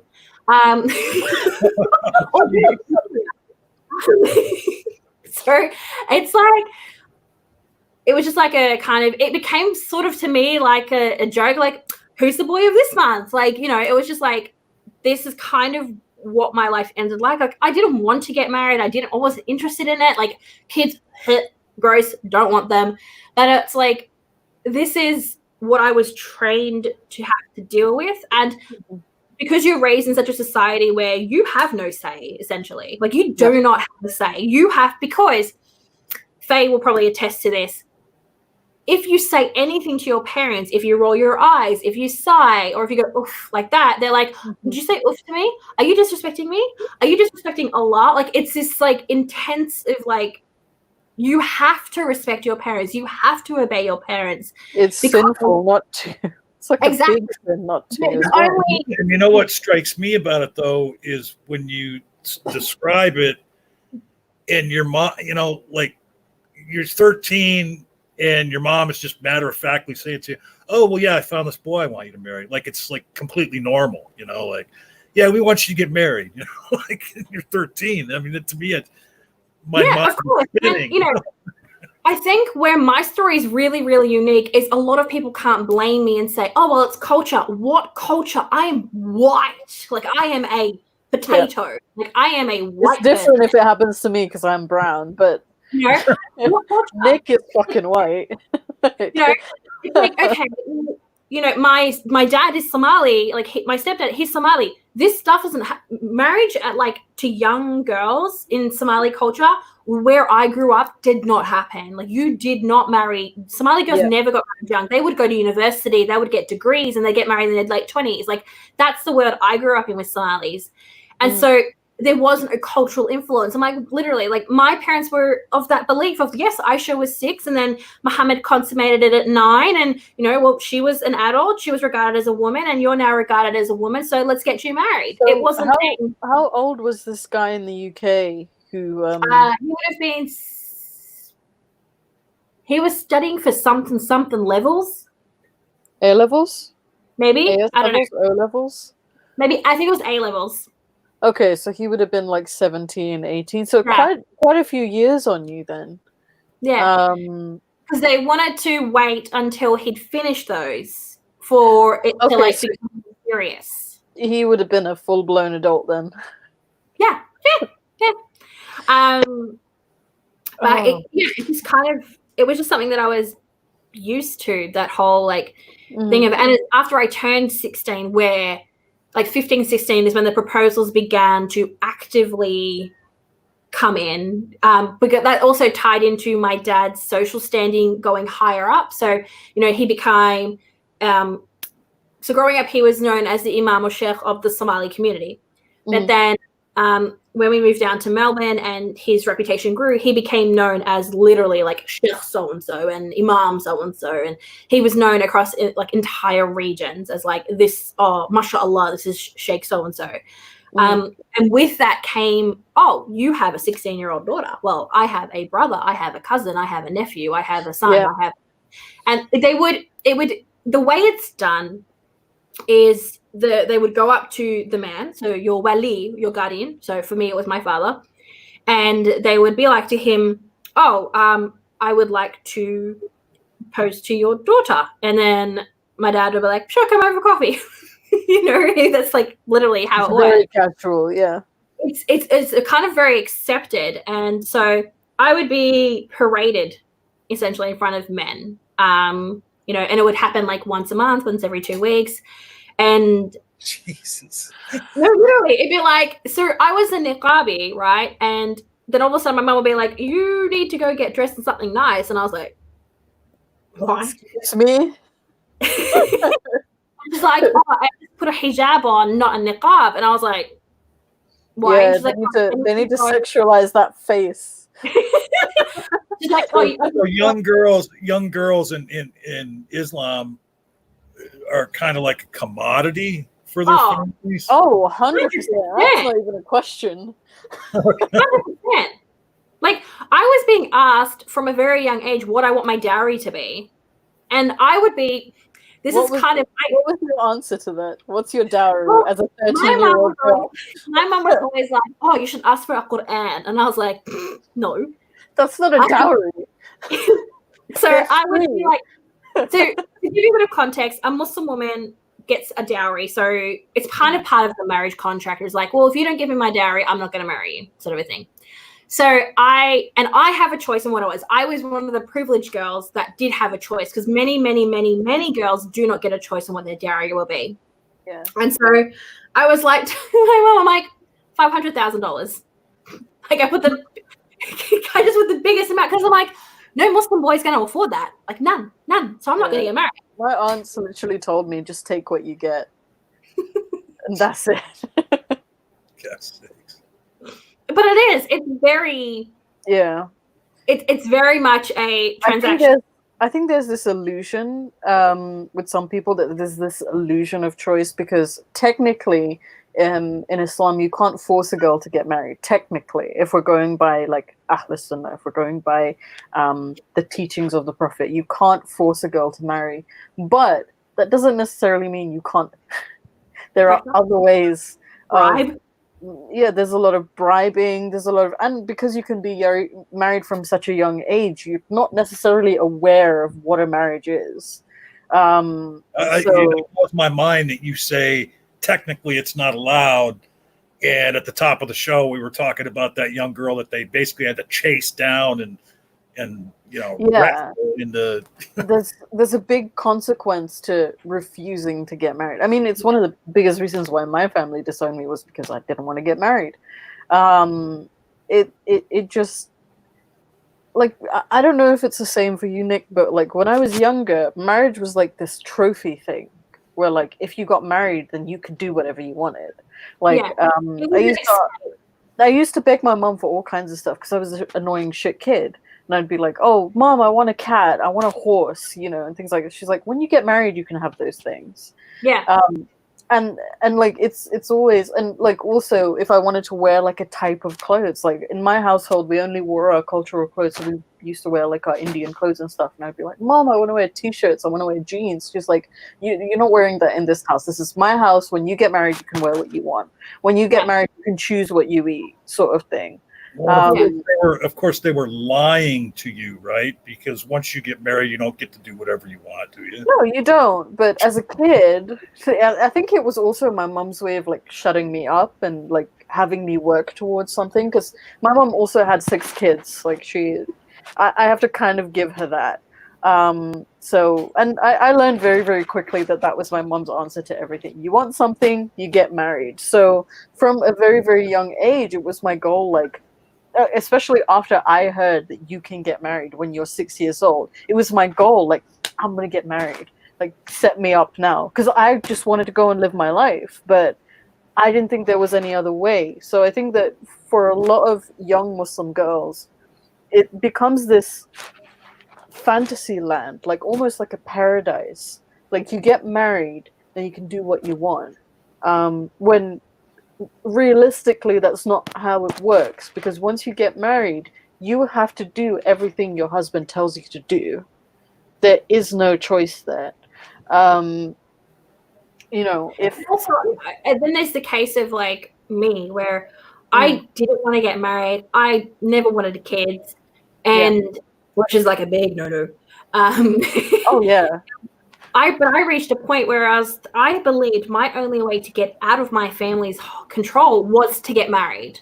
Yeah, I was like, no me. one can be as bad and as awful and as mean as my parents. Like no one can be. So when I was around 16, I decided, you know what, fuck it. I'm gonna bring him in.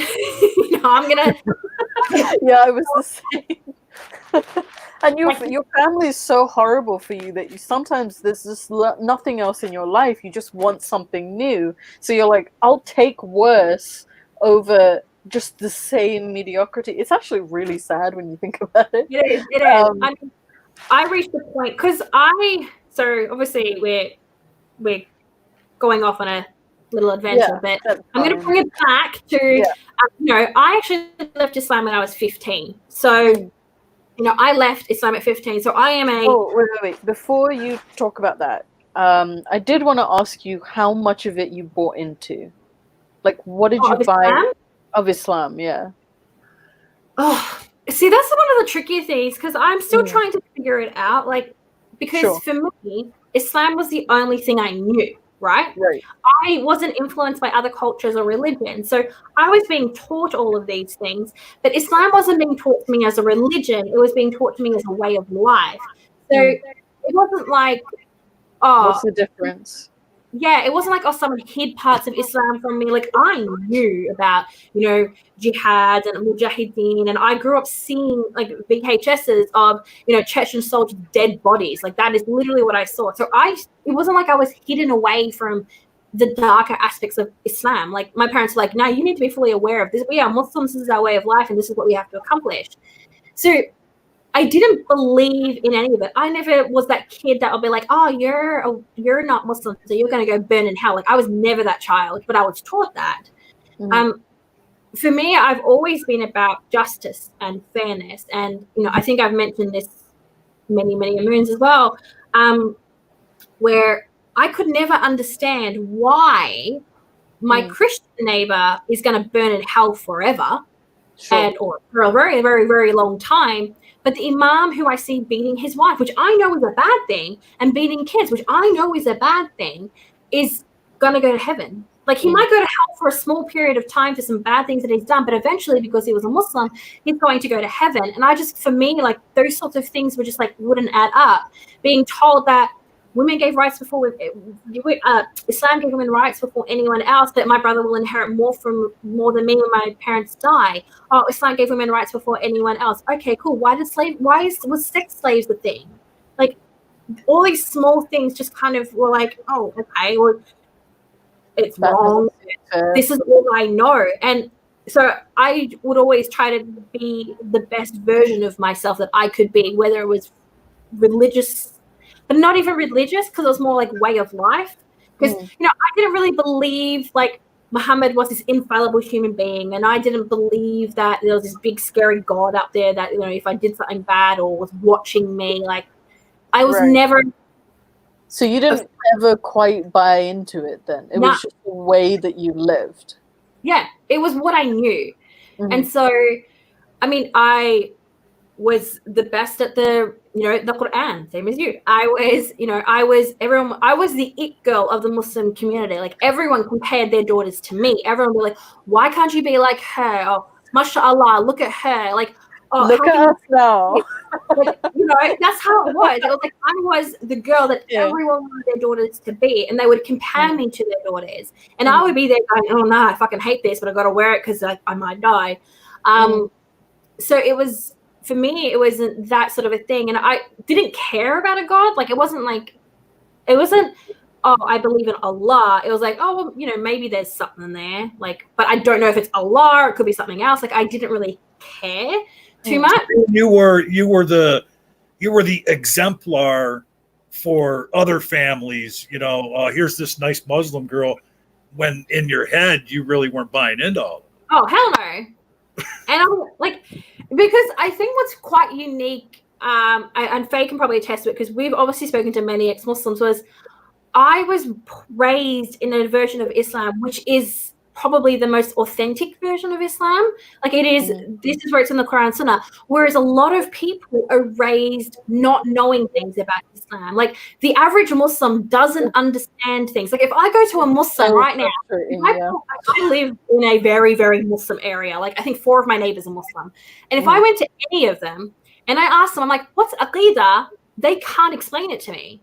So Sounds like it sounds like a lot of Christians with their knowledge of the Bible. A lot of Christians don't read the Bible. A lot of Muslims just do what the imams tell them to do or what they see other Muslims doing. Like, oh, okay, well, Muslims wear hijab, so I have to wear hijab. But if you actually ask a Muslim woman, where in the Quran does it tell her that she has to wear a hijab? She can't answer that question.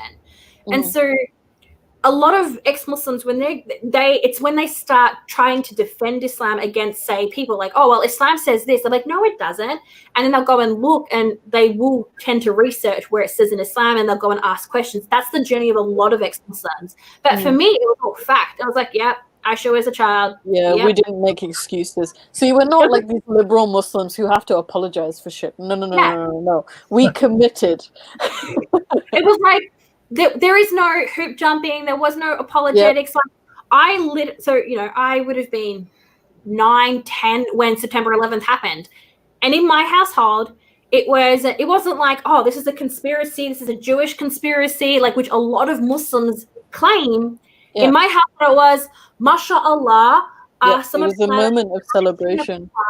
And they deserve it. And this is what needs to happen. And it's that's, to give a bit of a context to how I was raised, that's the world that I grew up in.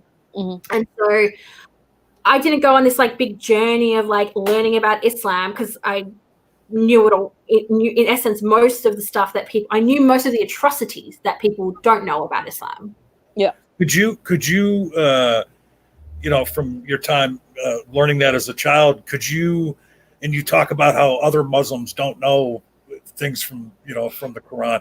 Could you go teach a class about? Easily. Yeah. Easily. I used to teach classes. So living at home, living at home, my dad was, like I said, my dad used to give classes. He was an imam and he used to have dursis, and his weren't just about Islam. So they weren't just about Quran. Like he would talk about Islam, and he was also the Islamic studies teacher at one of the biggest Muslim schools here. And so once girls reached the age of puberty, because my parents very much were like separation of the sexes essentially. So when my dad had students who were girls who were reaching puberty, or normally he would do like 10-year-olds, he would just be like, go to her, like, and I would be their teacher and I would put together like lesson plans, and I would pick a topic and I would have to read about it and I would teach it. And it was all accepted because no one questions. If you're seen as a religious Muslim, no one questions what you're teaching. They're like, oh, it's in Islam, I don't know about it.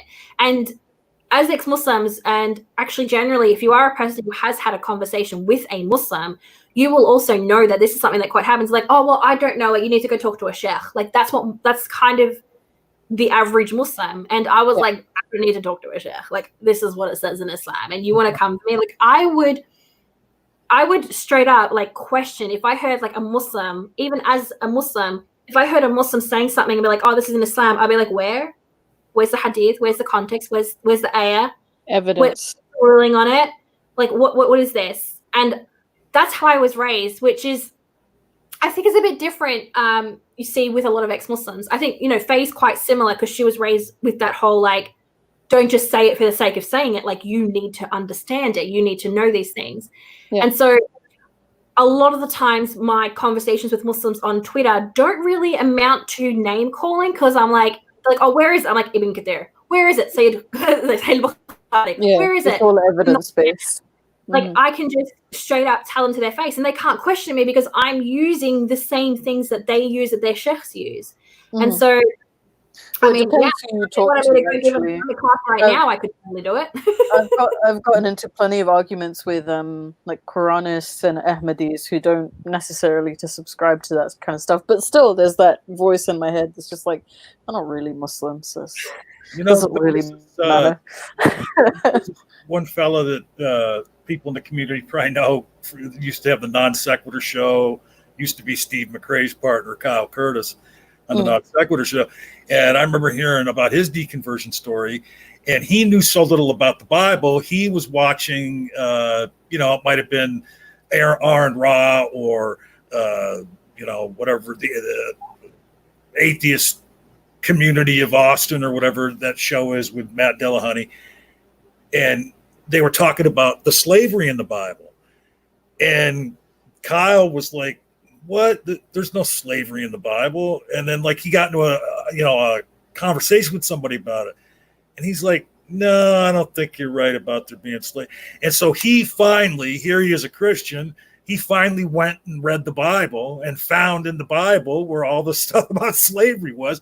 And that was the beginning of the end of him being a Christian. I think that one of the biggest differences between Muslims and Christians when it comes to learning about their religion is that most Christians have not read the Bible or do not make it like an article of their faith to read the Bible, whereas most Muslims have read and or memorized the Quran. Whether or not they've read it with the translation and with some understanding is a different thing altogether. But most Muslims have gone through it. The thing is as well, like I've read the Bible just for shits and giggles. I read it and I was like, wow. Yeah, I couldn't get through it. I could get through the last. I've gone through Revelations. That's the most interesting part of the Bible. But I mean, skip right to the end. I tried reading from Genesis, and it's so tedious.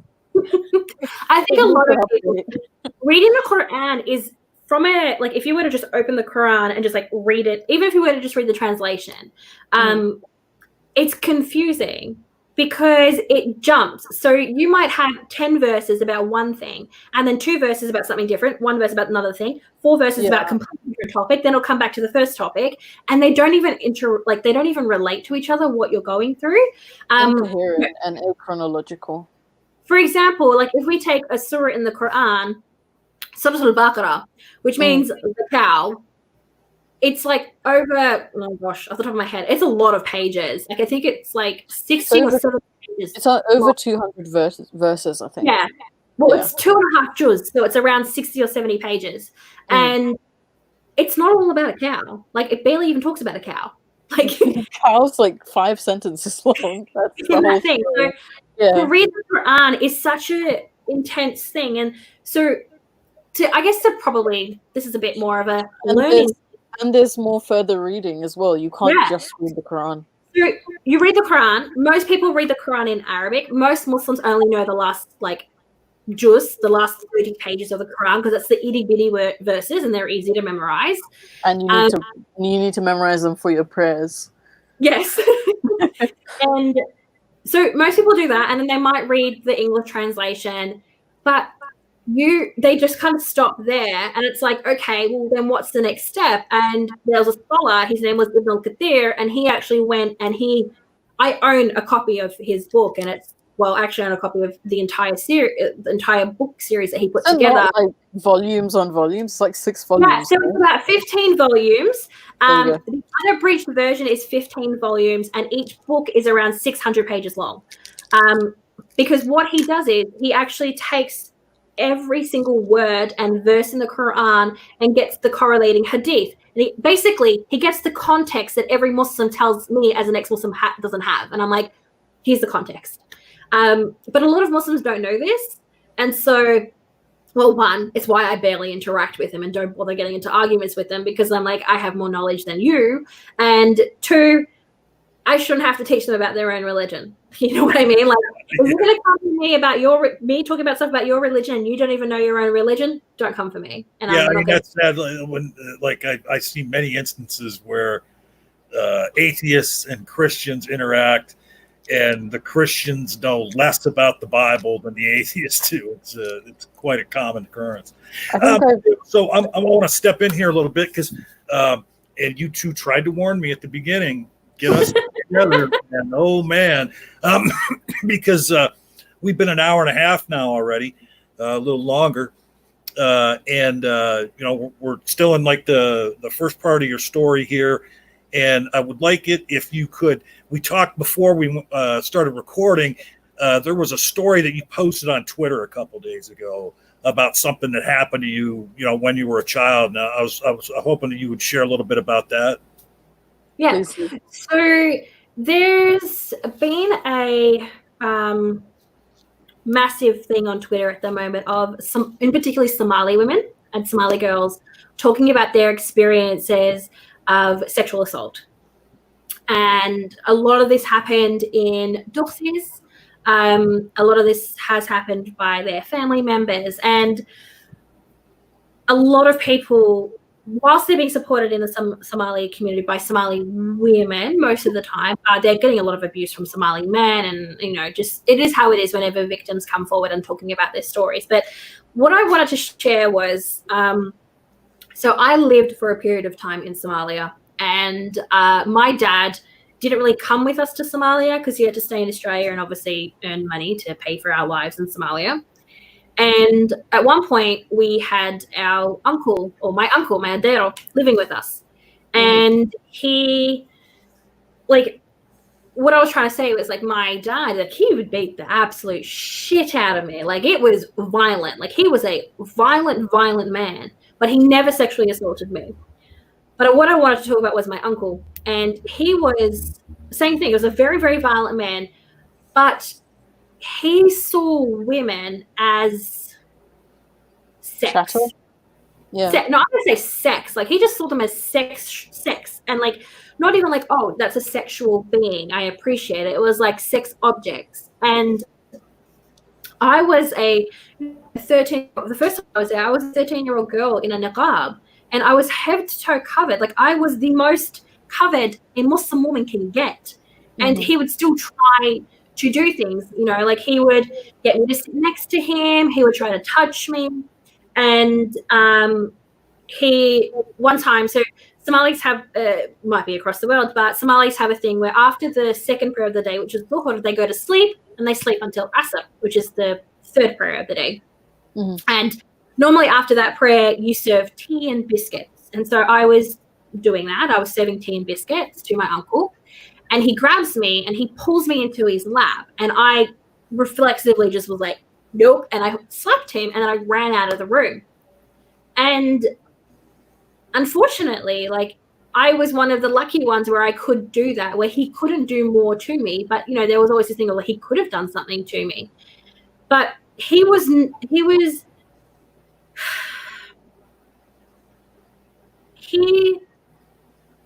the kind of a man who, like I said, he sees women as these things, these objects. And, he was 50, 60 years old, and he married his cousin's daughter. She was 17 at the time. She grew up calling him her uncle. She saw him as her uncle. And then she was forced into marriage because she was one of the poorer family members, and she wasn't this goddess, this look of what they wanted her to be. So they're well, no one's going to marry you. This is the best that you're ever going to get. And I didn't go into it in my thread. And, Somalis have FGM. It's a thing that happens quite often. Thankfully, it is becoming less. But she was a woman who had FGM done to her. And on her wedding night, he was given a knife to cut her open. She didn't want this. She didn't want this at all. She didn't want to marry this old, fat, mean man. And so he had to slice her open to have sex with her. And then I went to the house the next day, and he'd just fucked off. He'd gone to the next town. And she was literally lying in bed, with blood everywhere, crying, because there was nothing she could do and there was no one there to help her.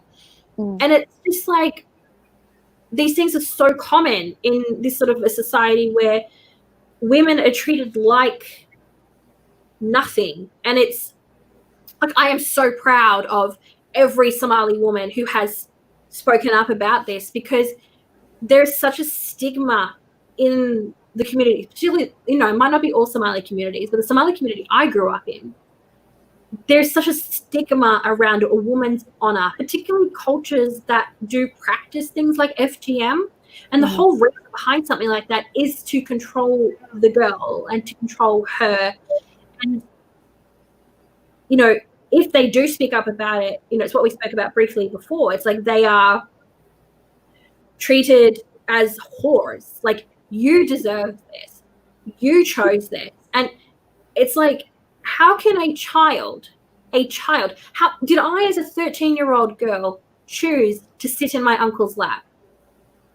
Did I as a 13-year-old girl, or did his daughters or his daughter's friends or the maids choose to be sexualized by him, pointing out how tight their bodies are and how tight they would be because they're young virgins? They didn't choose any of that. That is not on them. That's on the man. That is on the person who is having those thoughts. And it's like, again, it was that thing that I just grew up around. Like, I just grew up around being, myself being sexualized. You have to wear a hijab. You have to wear an abaya. If you don't wear an abaya, a man is going to rape you and you will deserve it. Like, that's what I was taught. And I'm pretty sure Faye was taught something as well. Like, it's like, you have to protect yourself. You have to protect your honor. And even if you do everything, even if you are literally covered from head to toe and you have your vagina fucking sewn shut, if you are raped, and it's still your fault. That's how it is in this toxic part of this. Like, I'm not going to say that it's allowed in Islam, but what I'm going to say is that it's culturally accepted in the sense that it's enabled as well. It's enabled. That's where I was going. Is the way Islam works is you have things that are prescribed in Islam that you have to abide by, right? Then you have a bunch of other little categories that things fall under. But you can do anything you want to another human so long as it doesn't take you outside of the fold of Islam. That's the fine print. So my parents could force me into a niqab. That's the not against Islam. My parents could take me out of school because it's not against Islam. So it's so frustrating, and it makes me so upset. But like I said, I am incredibly proud of these women who are putting their faces out there, publicly shaming and calling out the men and the boys that did this stuff to them, because it takes fucking balls to do it. So I want to ask, a moment ago, you alluded to your vagina being sewn shut. Was that hyperbole, or does that actually happen? No, that's not mine. Well, no, not you personally. I'm saying, does that happen to people? Were they literally? Yeah, they do. That's what FGM is. So I thought FGM was like removing the clitoris. So there are what different. they do is, Go ahead. a bit gross. So there's 4 different ways of doing it, and one of the most extreme is the pharaonic. So what they do is they slice the clitoris, the clitoral hood and everything off, and then they sew them up, and there is a tiny hole that's left for them. And you can ask any nurse that has had to deal with a Somali woman who has had this done to her. It is one of the most horrific things, because they have to, for these women to give birth, these doctors and nurses have to slice them open. They have to essentially slice them from their butt, like their anus, all the way up in order for these women to give birth. And then they have to sew them back up. Like, these nurses, because of how it's done to these women, it's literally like a razor that you would find in like a man's razor, like the nice fancy razors. That's what they use. And in some cases, they'll use that razor with a twig and some string, and then they will sew these girls up. This is what happens. And then they'll when these girls have had it done to them, in order for them not to open the sewing and the basically being going up, they actually tie their legs together, so their thighs and their ankles are tied together, so these girls can't run and rip their stitching open. Like, that's how far it goes in the stitches. And then once it's sewn up, does it over time? Then does it get scar tissue and close up? Yeah, that is the point. Yeah. Okay, so then that's what you were talking about. When you were talking about the other, I don't remember, whether a family member or a friend where the guy who married her, he had to have a knife. Your uncle, I guess, to have sex with her. I mean, here's the thing. Long before I met Faye, when I was doing streams on the GDC, I had Dr. Misha Griffith on, and I forget who else. My apologies to whoever that other person was. And we did a whole stream on FGM. And this is the first I am learning of this form of FGM. And that's why I stopped to ask you. I mean, because when you talk also about it's crazy. This form of FGM is also a preventative measure so that girls physically cannot have sex with someone else until they're married. Basically, it's a chastity belt that is being put onto these women, but it's their own body that is being used. There is this probably, I'm not sure if Faye is aware of this, but there are some Islamic schools of thought that agree with a more lighter version of FGM, and it's basically where they nick the top of the clitoris essentially, and they do that to control a woman's desire. Sexuality. Yeah. And it's a common thing, like, and it's acceptable as well. Like I think it's recommended by the three of them. Yeah. Three of them, so Shafi'i, Maliki, and Hanbali recommend it, whereas the Hanafi madhab, I think they recommend it, but because it's mostly a South Asian thing, they don't really do it. It's not widely practiced. Yeah. So, I mean, how when you talk about FGM, and again, at first I heard of this version of it. How common is this version where they sew the woman up? I think it's becoming less and less common. There has obviously been a lot of education in, like, you know, places where it is happening. So, for example, like, you know, when I was in Somalia, there were, you know, Somali women who were, you know, having seminars and lectures. And what I really loved about it was, so to give some context, in like a lot of the time, this is mothers doing it to their daughters. This is aunties doing it to their daughters. This is grandmothers doing it to their granddaughters. Like this is what it is. It's the women doing it to the women, and the men just kind of go along with it. Like in my time of being in Somalia, when I attended many a wedding, never once did I hear the man go, "Oh, has she been circumcised?" Never once. But it's kind of like a thing. Thankfully, it's becoming a less and a less common thing because these women are going to masjids, they're going to mosques, they're going to classes, and they're telling people that you don't do this. Like, this doesn't need to be done. It has no benefit. And these women obviously are getting a lot of hate because, you know, they're going against what's being done in these societies for quite a long time.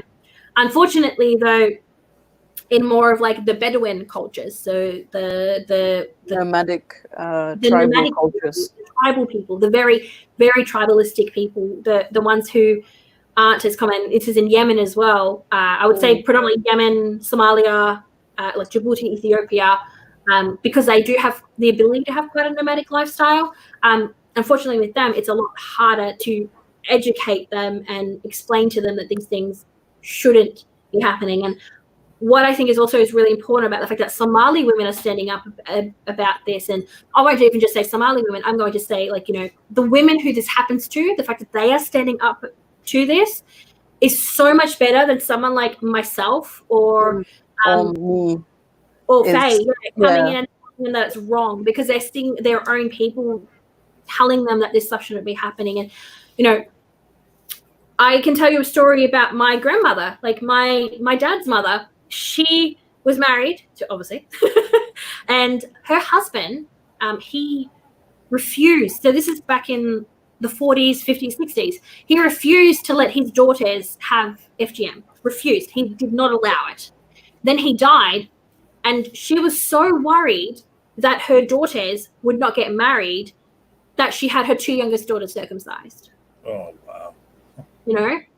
But this attitude is changing, and it's, you know, obviously girls who are living in Western countries, it's not happening to them as often. Like it is happening, but it's not happening as often. We are currently in the UK. I think the law was passed last year that a woman who puts her child through that can be charged legally for it. But it's gone up until last year to do that. Up until last year, it was considered like a cultural thing to allow. Well, it wasn't really done here in the UK, but people would take their children to these countries. Yeah, we talked about that in the past episode where they plan these. They tell the kids they're going on a trip, but then they're going to some Muslim country where they can get FGM or something. And I alluded to the stream I did in the past, and I said it was before I met you, but now I'm thinking, were you in that stream with us? Which stream? When we talked about FGM on the Great Debate Community. Okay, so it must have been before I met you. So we're coming up on an hour and 45 minutes, and so we got about 20 minutes left here because I need to leave it manageable for Suchi. He's got to edit it all together before 11 o'clock tomorrow morning. It's so funny because we're not even like right. So that's why I'm just going to take the reins here and guide the rest of the way, because I feel like we would be here for 6 hours if I just let the two of you go on and talk, and it's very, very interesting. So you talked about how you were very good at learning about Islam and the Quran and everything, and you were the exemplar that was put up to other folk. Hey, be like her, but that you didn't really buy into it. But tell us about what actually got it into your head. You know what? I can leave this religion, and what started you down that road. Well, it was kind of like a you leave, you die situation. So the only way to leave was to die, because that's how I thought. Because again, we're thinking this is almost 10 years ago, and internet access wasn't as easily accessible as it was. Mobile phones weren't as easily accessible as they were. We've come really far in 10 years. But for me, it was more okay. So like I said, I'd never really kind of believed. I was just like, it's a dude that's there. Who cares? Kind of a thing. And then when I was 15, short story, my sister died. But I have to actually go a bit in depth into that. So essentially, my younger sister passed away. So it was an accident, and I found her body. And I remember grabbing her, finding her body, grabbing her, calling the ambulance, and beginning CPR. And my mum was also, because she disappeared. That's what happened with the accident. And then my mum saw me doing CPR, and she screams and drops to her knees and starts screaming, "Ya Allah, Ya Allah." And part of me was like, my family's religious, we do good things, and there's this. It's one of the things that used to frustrate me as a Muslim was everything's a test. Like I used to hate that. Like every bad thing that's happening to you is a test from Allah, and maybe I failed the test. But my punishment, that too. Yeah, and so I was there, and I was doing CPR on my sister. My mom's dropped her knees, and she's screaming, and I remember, as I was doing CPR and, trying to bring my baby sister back to life, a thought goes through my head of, Allah lets pedophiles live. He lets rapists live. He lets murderers live. And he kills a 2-year-old child. If this is Allah's will, this is what he's doing. And as a Muslim, you're taught to never, ever, ever, ever question Allah's will. Ever, because you do not know better than God. And so I was there, and I was just, thinking this in my head at the same time as trying to bring her back to life. And my mom's sitting there praying, and I was like, well, she's praying to Allah. I'm doing something right now which has probably a higher chance of bringing her back to life, CPR versus prayer. And this is not working. And then my mother took over, and I heard my siblings coming down the stairs, and I run to my siblings, and I said to them, and I'm like, if you believe in Allah, pray. And I think that's from the first time I vocalized, in a sense, not believing in Allah. It's like, if you believe in Allah, I knew I wasn't going to pray. I was like, I'm not praying about this. I'm not going to pray. Because, y'all want to pray, you can go and pray, but I don't think prayer is going to work. And then, the ambulance came and, took her to the hospital. She ended up obviously not surviving. And it just kind of got me really thinking about it. And, the days afterwards, being around so there's a custom where if someone dies, it's a mourning period, and people come over to the house and stuff. And just kind of sitting there and seeing all these people, I was just kind of like, you're trying to not justify it by justifying it that it's God's will. Like there was this, like these loopholes that everybody was going through. It was like, oh, you know, but it's okay because, you know, she was saghir, which meant she was like under a certain age, which meant she's going to go to heaven anyway. And I'm like, what do you mean? She died. Why shouldn't she be going to heaven regardless of, like, she didn't do anything wrong with her life? Why is it because she's under a certain age she gets to go to heaven instantly? Like there was all these like things and all these doubts that I've been thinking about and trying to logically understand the things that people were saying and applying logic to it and realizing how illogical it was. I was like, this is stupid. Essentially it was, because it's like, oh, you know, what she was saying, she was like, oh, it's destiny. Really? God wanted a 2-year-old girl to die while he's letting like 2-year-olds be raped and not killing their rapists? Like, that was my thing. Like, I was, again, we're going back to the whole thing I had of justice and fairness. I'm like, where is the just? Allah, one of his names is the just. I don't see the justice in this. Where is the justice? You know, Allah's one of his names is the fair. Where is his fairness? I'm not seeing God's fairness. He's merciful. Where's his mercy? I am not seeing that. And a lot of the times when I tell this, people are like, oh, well, you know, it's because your heart was sealed from Allah. Like, no, this is literally what happened. This is what Allah has. If Allah could come, you know, if he can give the Muslims victory against the evil kuffar, why couldn't he do this? Why are so many evil and horrible things happening in the world? And so for me, it was like, it was a very quick shift from going, well, Allah's a dick to there is no God at all. Because I'm like, there is no God. Because even if I didn't believe in a God, what sort of a God would let a 2-year-old child die? What sort of a God? Even if it wasn't Allah, what God? Tell me a God. Why hasn't a God stepped in and stopped this from happening? Is it a test? Why would he test us? We're religious people. And so, you know, all these kind of questions. And I was like, no, I'm done. I don't want to have anything. I don't want to have an allegiance to a being that is not just, that is not fair, that is not, you know, merciful, that is not kind, these things that I was being taught. And then, you know, hearing things from the community saying, oh, you know, it's okay. And I'm like, no, it's not okay. And my mum not being allowed to go to a grave because that's against Islam. You know, women can't go to graves. And, you know, it was just kind of all of this sort of was the, I guess you could say, like that breaking point for me where I'm like, I'm done. I don't want to have nothing to do with this. So your mother couldn't even go to her daughter's grave? Mm-hmm. It's not allowed. Women are not allowed to go to graves. I mean, the more I learn about this doing these podcasts, like the more flabbergasted I get. I mean, I can't believe this. Let me ask you this. So when you're going through all these feelings and going through this transition, you know, after your sister passed, did you find yourself thinking, because what I found myself thinking, I had a similar experience. I didn't have the traumatic experience you did, but that's what got me started thinking about there can't be a God. It's a problem of evil and all the bad things that happens that supposedly this God lets happen. Did you go through the idea in your head that, boy, if I was a omnipotent God, I could sure do a better job than this guy? I mean, look at all the shit, you know, he's fucking up. Like I wouldn't have let my 2-year-old sister die. I wouldn't have let this pedophile, you know, stay around if I had all these magical powers. I mean, did you sense yourself feeling stuff like that, or? I don't think so. No. Because it's just like, that's not my thought patterns. I am a very like logical person. It's like, I mean, but I guess maybe perhaps potentially the thought came through my head was if I had the power to stop it, I would have stopped it.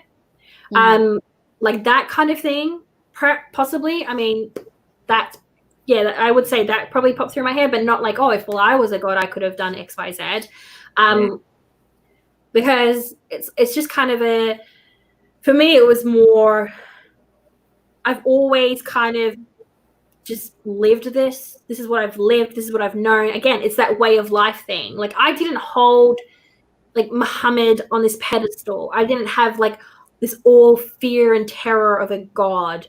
You know, that's not how I was in my entire upbringing. Like my parents, like even simple things like Muslims are always like, if you compliment someone, you have to say mashallah.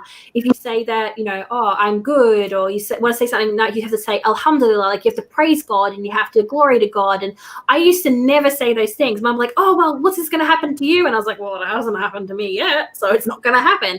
So already these things of like seeing how powerless God is made me go, what's the point? Like, what is the point in worshipping a being that is powerless to fight against me being a bit of a shit, like going, no, I'm not going to pray today, or I'm going to have like, listen to something else in my hijab whilst I'm making salah. Like, it's like those sorts of things. I'm like, why is he not punishing? Like, why has he not struck me down where I'm standing? Like, where is this powerful man that, we would grow up listening to the stories of the Sahaba, companions of Muhammad. Sorry, I had to like remember what that was in English.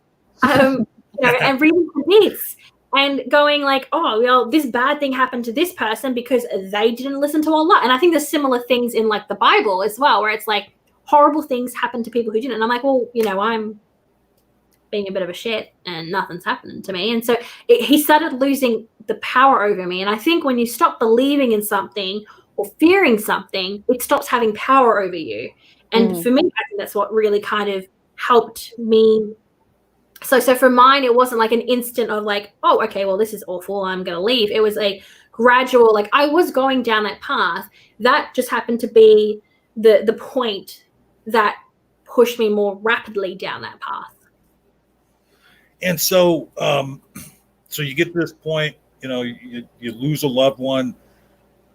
All these thoughts go through your head, and you've made the decision, you know what, if this kind of shit happens, there can't be a God. I don't believe anymore. Where do you go from there? What? Well, by having that belief that there is no God, there is no afterlife, there is none of that, it made me realize how precious life is, how short our life is, and that we need to live our life the best we can. And we have to fight for our life if we aren't living our life how we want to. And so I started fighting my parents because, again, it's something they taught me, and it's something that I was taught to aspire to be, like, was fight for what you believe in until you die. All right, well, I'm going to fight for my freedom. And if I die, I die. But I'm going to fight. I'm not going to go down and, like, just, like, die and, like, not have fought for myself. And so, like I said, my family were quite volatile growing up. Like, I was beaten up until the night that I left home. And I fought a lot. I would argue with them. And, because I didn't have this fear of God anymore, this fear of like, oh my God, I'm going to burn in hell for disobeying mum, I could challenge them. Like, seriously, I didn't want to wear the niqab. Like, I never wanted to wear the niqab. So I was like, well, I would show it to my parents. I'm like, I don't want to wear this. And they'll be like, well, you have to. And it's in the Quran and it's in this. And, being the shit that I am, I would be like to my dad, I'd be like, well, you don't think it's fard, which is compulsory. I'm like, you think it's mustahab, which is highly recommended. Mum thinks it's fard, so she says it's compulsory. So y'all need to figure out your differences and then come to me about it. And my dad was like, yeah, okay, you can take it off. But then my mum was like, no, you can't take it off. And the problem with that was I still wasn't able to take it off because I was constantly at home with my mother and I couldn't leave the house. And even though my father was the violent one, like he was the disciplined person, like he punished us, my mum's outburst was so much more volatile. Like he would hit us within sunnah, so like not the face. Oh, please. You know what I mean? Like, so he would hit us on the face and he would always have a reason to punish us. Like, okay, well, you didn't do your work. You didn't do your dishes. You didn't do your chores. You didn't, you did something. My mother would be more like, you rolled your eyes at me. Now I'm going to beat you. Like, that's how it was. And she didn't care because for her, it was more of a power thing. And so to avoid that. Yeah, it sounds like a very like Scarface situation. So, I started fighting them and I would fight them on everything. Like, I wanted to get out of the house more. So I was like, well, why can't I go to school? So I fought them about it for me to go to school. So, I was like to them, well, I want to go to school. And then, but I'm not sure if Faye ever had to do this, but when you're like, okay, I want to talk to my parents about this. Now I need to think of every rebuttal that they're going to have to it. And now I need to think of extra rebuttals and then extra rebuttals, so it's like, you have to be able to like. I mean, it makes me. If I had to ask, practicing the argument before you have it. Yeah. Exactly. If I had to ask my parents for something, I would start planning for it like a week in advance. Yeah. You have to have everything ready. Every lie that you had to craft, every single rebuttal, every piece of evidence, everything you've ever done in your life to support them. And let me ask you this, ready. And standing in front of the mirror and practicing it? Yes.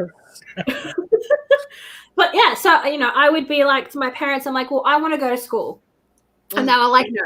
That was like the first one. No. I'm like, but why? And I'd never said why to my parents before then. I was like, why? And they're like, oh, well, there's mixing. I'm like, it's an Islamic school. There's girls only. Because the school that my father was at had a school. It was a mixed school, so boys and girls, except they were separate. So boys had their own classes, girls had their own classes.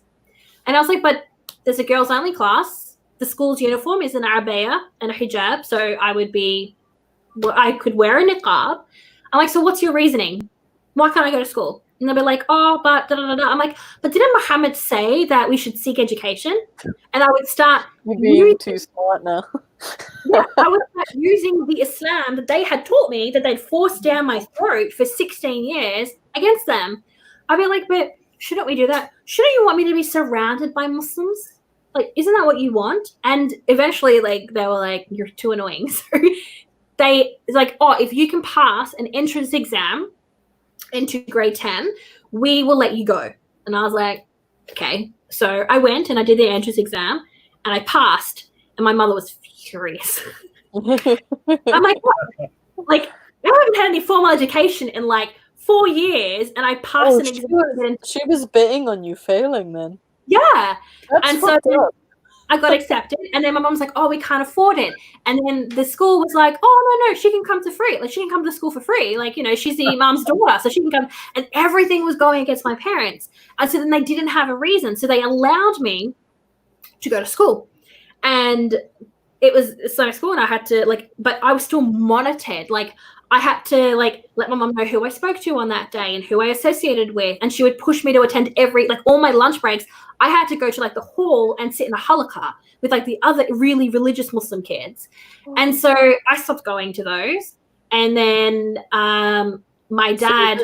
My parents never needed to do that for me because I was the religious kid in school. So they just would force that. And, and in the school, it was like, oh, girls can't play sports because, they might lose their virginity from running. And I was like, okay. Virginity from running? Well, they might break their hymen. I'll tell you what, there must have been a mishap in handing the baton off if you lost your virginity running. Like, so. This is what I kind of was exposed to, but I was also exposed to Muslims who weren't of my family's social circle. So we're talking the non-practicing Muslims who sent their kids to Muslim schools. So let me ask you this. Okay, so while all this is going on, so at this point, you haven't said one word to your parents about not believing, right? No. Okay.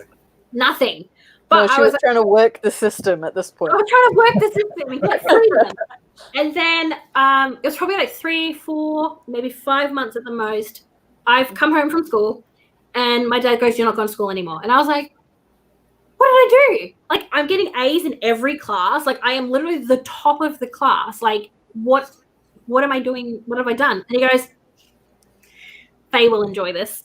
Mm-hmm. He goes, oh, I had some students in my class today ask me a question. And I was like, well, what's that got to do with me? Like, did they tell on me? He's like, oh, well, I was talking about Islam and fornication and how a woman can't be alone with a man in a room and like, because Islam even goes into like how you have sex. Like, that's how far it goes. Yeah. And he goes, and a girl your age, this was my crime. She was my age. She asked me if dry humping was halal.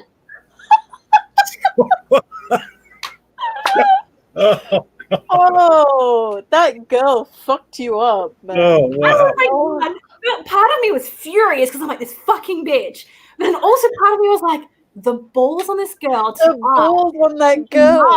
A 6 foot tall Somali man, 6'4" tall Somali man who has a beard down to here, always in the khamis, and goes, Cher, is dry humping halal? Like, I was just like, Oh, what a little shit.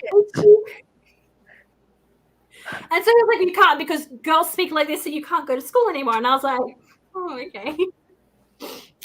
So He was looking for that reason. That is a stretch for him. I know, but we were the same age. I wasn't even in this girl's class. I never spoken to her. It was nothing. just her age, right? It was her age. And so girls my age are apparently asking about dry humping. And I mean, I was 16, so that's, that was my parents' decision. I was like, nah, you're not going to school anymore. And I was like, oh, fuck. Did he have to ask her what dry humping was?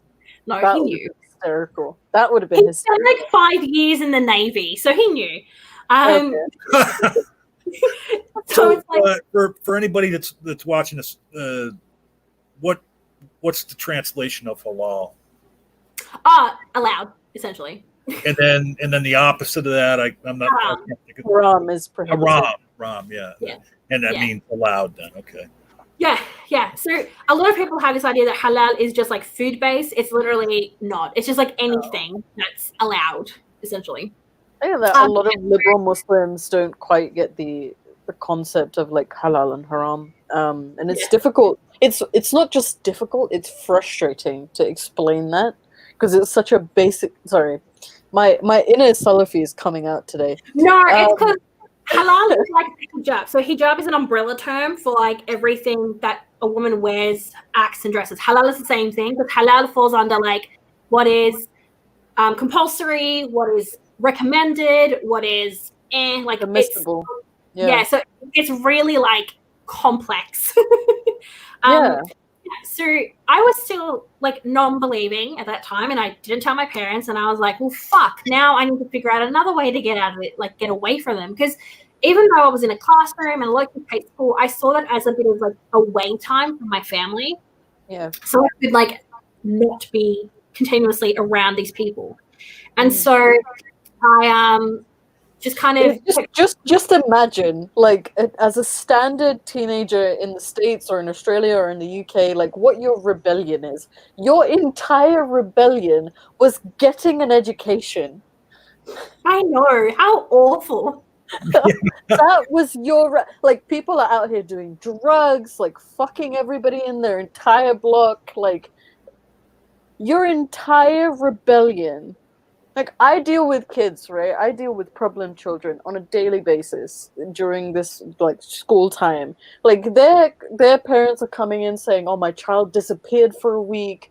Like, they have, like, an older boyfriend. You know, they're running off with people. All kinds of nonsense. Your crime, your rebellion, you rebellious, problematic teen, was you wanting to have an education. How go to school. Yeah. Oh, I can't. Was this school you were going to? It wasn't just strictly teaching just Muslim studies, right? I mean, were you learning math? No, so they would teach. So the way they would teach was like, oh, we're going to learn about science. Okay, so because we are an Islamic school that gets funding from the government, we have to teach you this. However, just so you know, in Islam, we don't agree with this. That's pretty much how it works. Especially when it comes to like sex education and evolution. Oh, no. Those pages, sex education, like reproduction, was ripped out of our textbooks. We had to cover them in our school. So, all right. So, this is why you can't put me and Nick in a room and expect us to just talk for 2 hours. That's not how this works. Well, I'm happy to like go straight into the next thing. So essentially, for the next couple of years, I was just, trying to figure out a plan. And I was like, that's when we were talking about marriage before. I was like, well, I have to get married to get out of this household. And I was going to find the most non-practicing, non-religious person. Yeah, but that wasn't going to happen. Just so you know. And then I managed to convince my parents again because what happened was they allowed my brother to go and attend a TAFE, which I don't know if everyone has them, but it's not a bachelor's, but it's just after high school. It's kind of like in between. It's like a certificate or a trade certificate. Like a diploma. And they allowed me to attend there. And I was like, well, they offer a high school education, like your A levels, your GED, but Australia's equivalent. For us, it's a VCE. And so I was like, well, you're letting him go, correct? And I'm like, yeah. I'm like, well, why can't I go? He can protect me. He can give me my mahram. Like, I was trying to manipulate them into letting me go to this school.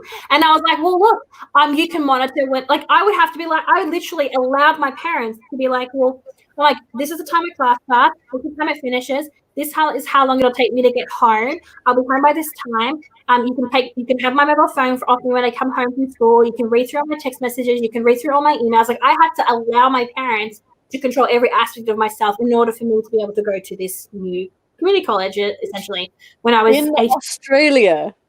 Yeah. And while I was there, I met a non-Muslim girl who ended up helping me later on.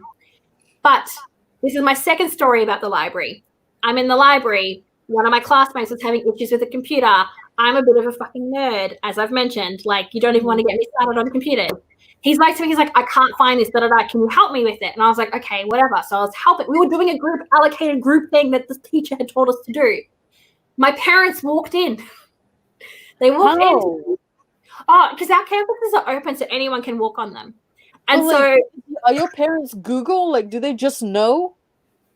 They just were like, we're gonna rock up. We were in the area, and so they walked into the library, and they saw me standing next to a boy who was on a computer, and I was clearly talking to him because, as you can see, I talk with my hands. My dad grabs me, drags me out, screaming at me, yelling again that I was a whore and I'm shaming the family, drags me through the entire campus. No one does anything about it, by the way. That boy must have been so confused. Oh, he was fucking terrified. And then I get home and my dad's like, you're not going anymore. And I was like, why? And they're like, oh, well, that's your boyfriend. I was like, what? I'm like, he was just asking me about computers, and I was answering questions. Just to refresh everyone's memory, your mother is a white woman. She knows what a boyfriend is. It's not like my mom, like, who comes from Bangladesh and doesn't quite get what a boyfriend is. Her mother is a white woman. And here's what blows my mind. 2 times in her childhood, she talks to a boy and gets busted both times. I know. Yep. And so my dad's like, you're not allowed to go anymore. Give us your phone. They went through my phone and started calling everyone they didn't recognize his name on my phone because they thought that I'd hidden his name on my phone under some girl's name. And they were like, well, how do you know my daughter? Like, they literally went through everything. They made me open my emails. I didn't have Facebook then. I don't think Facebook existed then. Give an idea. This is when iPhone 1 came out. This is when the first iPhone came out. And so, like, they were literally everything. You're not allowed to go anymore. I'm like, why? And I have to argue with my parents and be like, okay, cool. Well, you know what? You can monitor me even more. You can check. This is my class schedule. I had to literally give them control over every aspect of my life for them to allow me to attend. And then I was like, but the irony that frustrated me the most was my brother was attending the same campus as me. And I caught him on so many occasions talking to girls. And I'd be like, well, I never had I ever thrown my brother under the bus, ever. And I'm like, but he's girls. And they're like, oh, but it's different.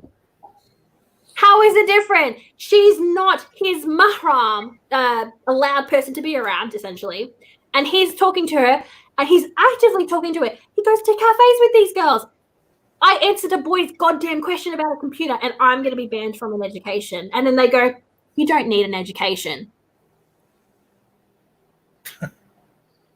Well, yeah, I mean, you were in Australia, but yeah, a lot of Muslim women, they don't let them work in a lot of Muslim countries. They don't work at all. They're just we're just baby mills, essentially. Yeah, baby mills.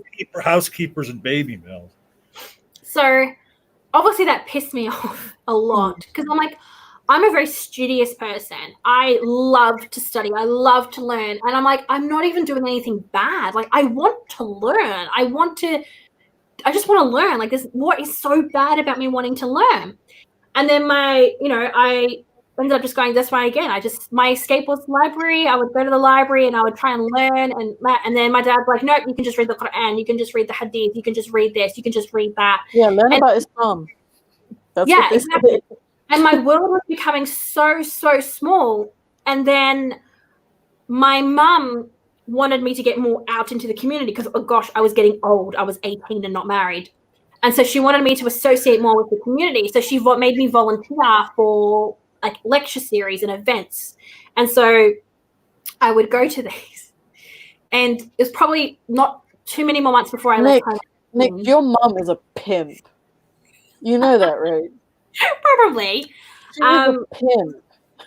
It was a few months before I left home. I was volunteering. Yes, it was. It was in April. And I was volunteering at an event. Mhm. And there was a sheikh from Canada. And he was talking about how, as Muslims, we need to be kind to the youth and we need to not push them away. And so Fuck off. and my dad was going off at my brother because my brother got some haircut. No, my brother shaved his beard. And my dad was like, oh. And he's like, oh, you're treating the kuffar. You're copying them, not infidels. And I went to my dad and I'm like, Abo, I was like listening to his lecture today.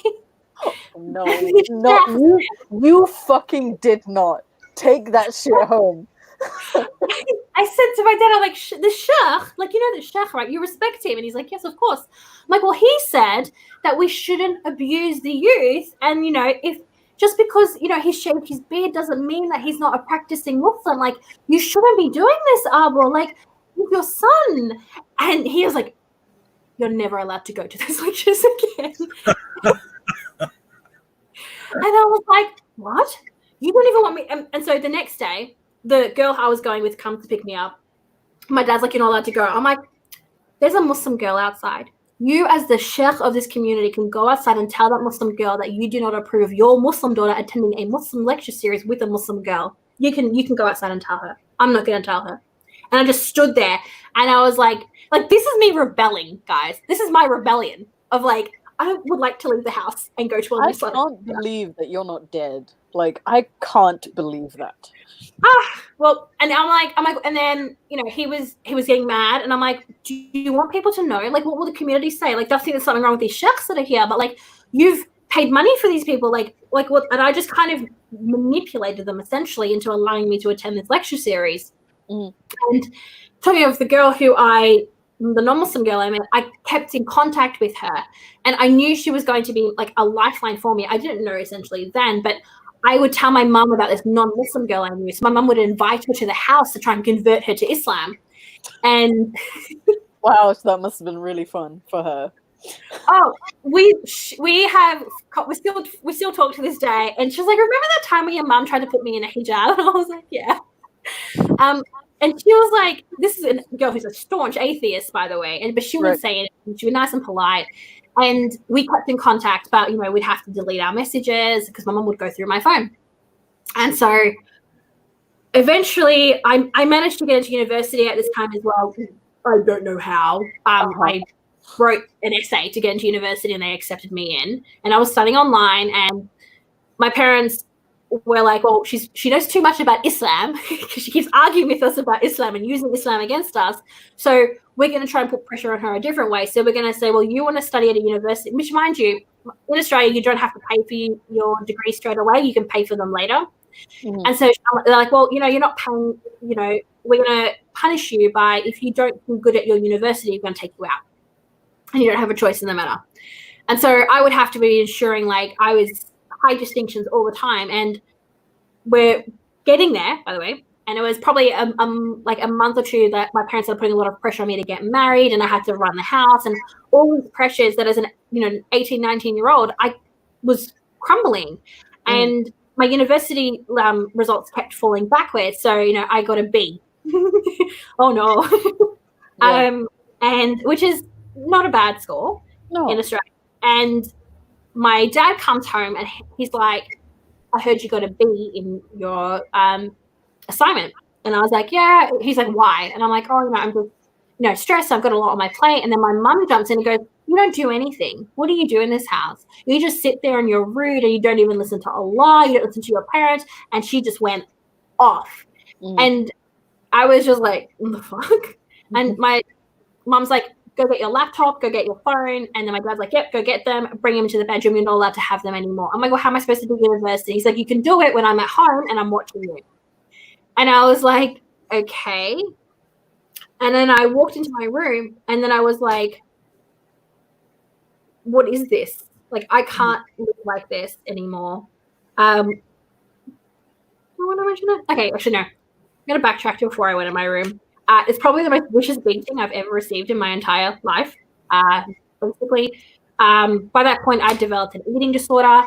So I was probably 45 kilos. And I am quite a tall girl. I'm like 5'6". So, I was literally a twig. And there's this man who is a huge, like, built like a freaking shithouse size of a man.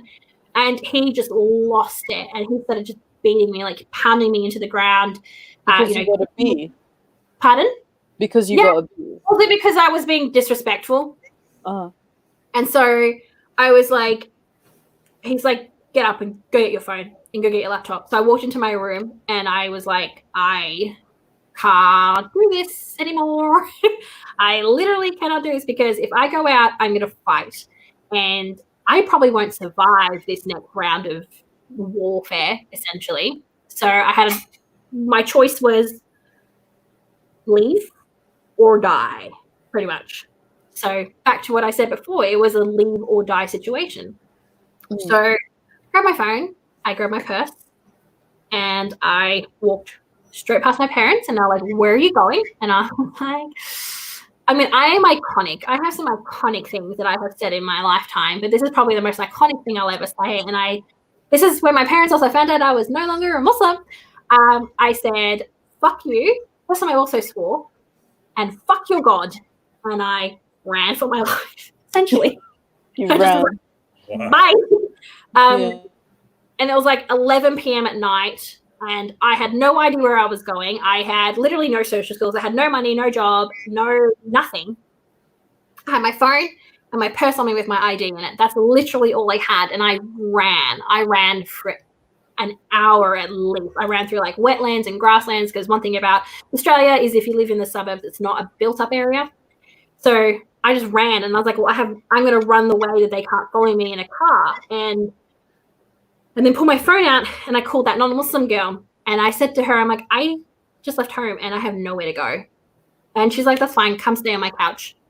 And so I had to find that. And then my parents were like harassing me. They were calling me, and they were basically abusing me. They're like, where are you? We're going to find you. You've betrayed our family. This is the last straw. You're going to regret this.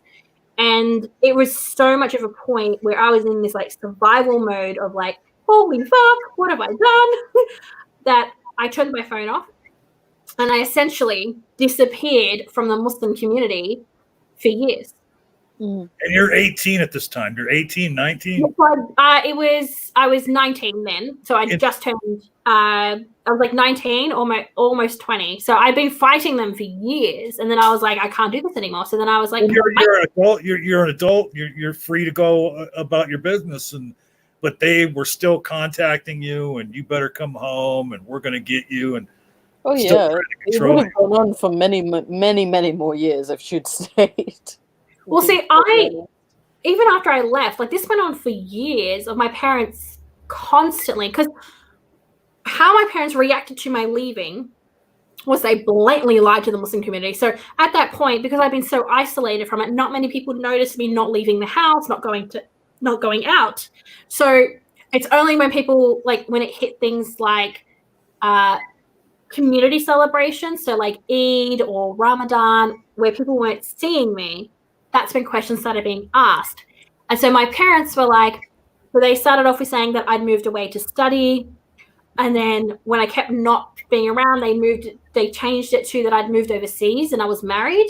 Like they literally created this entire world of lies about my existence because they were trying to protect their reputation.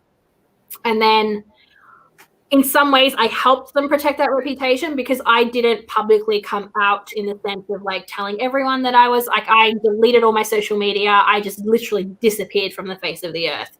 And however, obviously I would come across people and my name was well known. And so I would slowly people started kind of questioning my parents about where I was. And then my family just decided, fuck it, we're shipping off out of Australia. We're going to move to Somalia. So then essentially there was no one to question me and my disappearance. And no one really did, actually. No one tried to reach out to me. I never had the police contacted about my disappearance or anything like that. Well, what could the police have done if you were an adult? You know, it wasn't like a child running away. No. Well, in Australia, how it works is if someone's reported as missing as an adult, they tend to wait 24 hours and then they actually try to contact you, the person who has been reported as missing. But none of that ever happened with me. Again, because it played into the whole fact that my family were trying to protect their reputation, honor, which is quite a scary thing. Because if we'd ever think about it, if my parents had actually killed me, nobody would have known because they wouldn't have reported it. No one in the community reported that I had disappeared off the face of the earth. They just believed what my parents had said. So my parents could have, even if they had killed me, could have gone, she's married and overseas. And nobody would question it. Like, no one would say anything. And there's other Muslim families where if the same thing happened the way it happened for you, the young girl might have been killed. I mean, you know, that happens. And so when you left home, and obviously now you're back on social media and everything, you started the organization, you know, the Australian exMuslims. And do you to this day, do you have any contact with your parents? There have been periods where I've tried, because at the end of the day, nobody wants to have no family. Like, you can have friends and that can become family, but family is very different. And so I actually kept the same number for about 7 years. So, you know, they could call me. And when they would call me, I would always, after obviously I'd settled and was okay, I would answer my phone and I would be like, they're like, how are you? I'm like, I'm good. How are you? And they would always bring it back to how I would disappointed them and shamed them. And then I would cut contact again with them. And I would always kind of keep it open. But for me, it was all about setting those boundaries. Unfortunately, they would keep crossing those boundaries. And I realized every time I let them in my life, I was riddled with anxiety and stress and fear.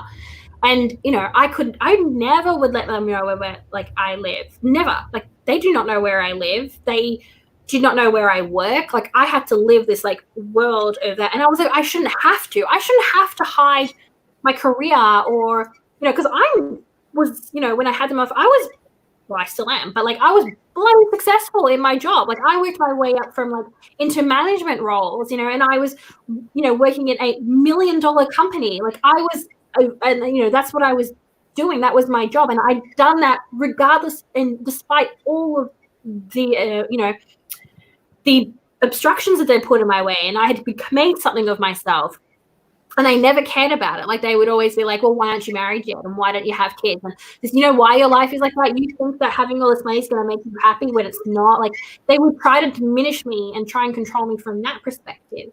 You know, my siblings would tell me that I deserve to be murdered, that I deserve to be raped. And then I would tell my mother, I'm like, why are you telling my siblings that I deserve to be raped? And she's like, well, you left Islam. And so I was just like, I don't want this negativity in my life. And so I actually cut them out for a very, very long time, where I would not respond to messages or texts or calls. And then I got a call from a number from the Emirates, and I was like, who the hell is this?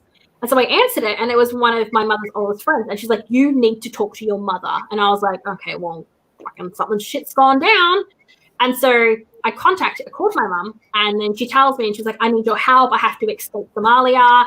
And I was like, oh, okay. And even after everything she'd done, even though she had lied repeatedly and she'd gaslit me and all the abuse and all the trauma and the repeated trauma she would do every time I let her into my life, I still tried to help her. I was like, no, maybe this time she will mean what she's actually saying. And so, you know, I got her, my siblings back to Australia. And then I went to see her in person for the first time in like 7 years. And I was with a friend, and we walked in, and she looks at me and she goes, I know you dislike hugs. I know you don't like affection, because I don't. I'm like, ew, don't touch me. She's like, but I'm your mother and you must accept this. And as soon as she said that, I knew that it was the same thing as I was growing up, because she didn't respect my agency as my own human being. She didn't respect me as a woman. She didn't respect me as an adult. And I was like, I want to surround myself with someone who is bringing me constant anxiety and stress. And this was the same time when I was helping ex-Muslims in Australia get out of home. And, I was like, I can't have someone in my life who is so heavily involved and so much believes in this religion in my life when I'm trying to save other people's lives.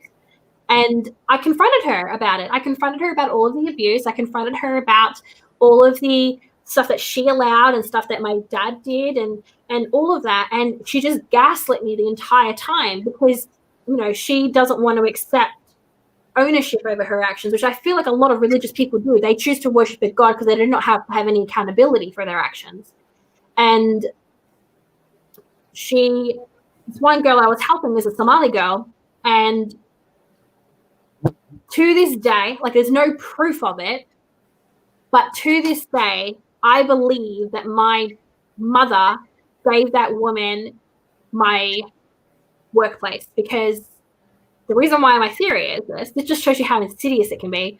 The only person who knew where I worked was my mother's estranged sister. And my mother, when she came back to Australia, started associating with her estranged sister. And then all of a sudden at my workplace, this Somali girl that I'd been helping, her family from the other side of town were rocking up to my workplace all the time.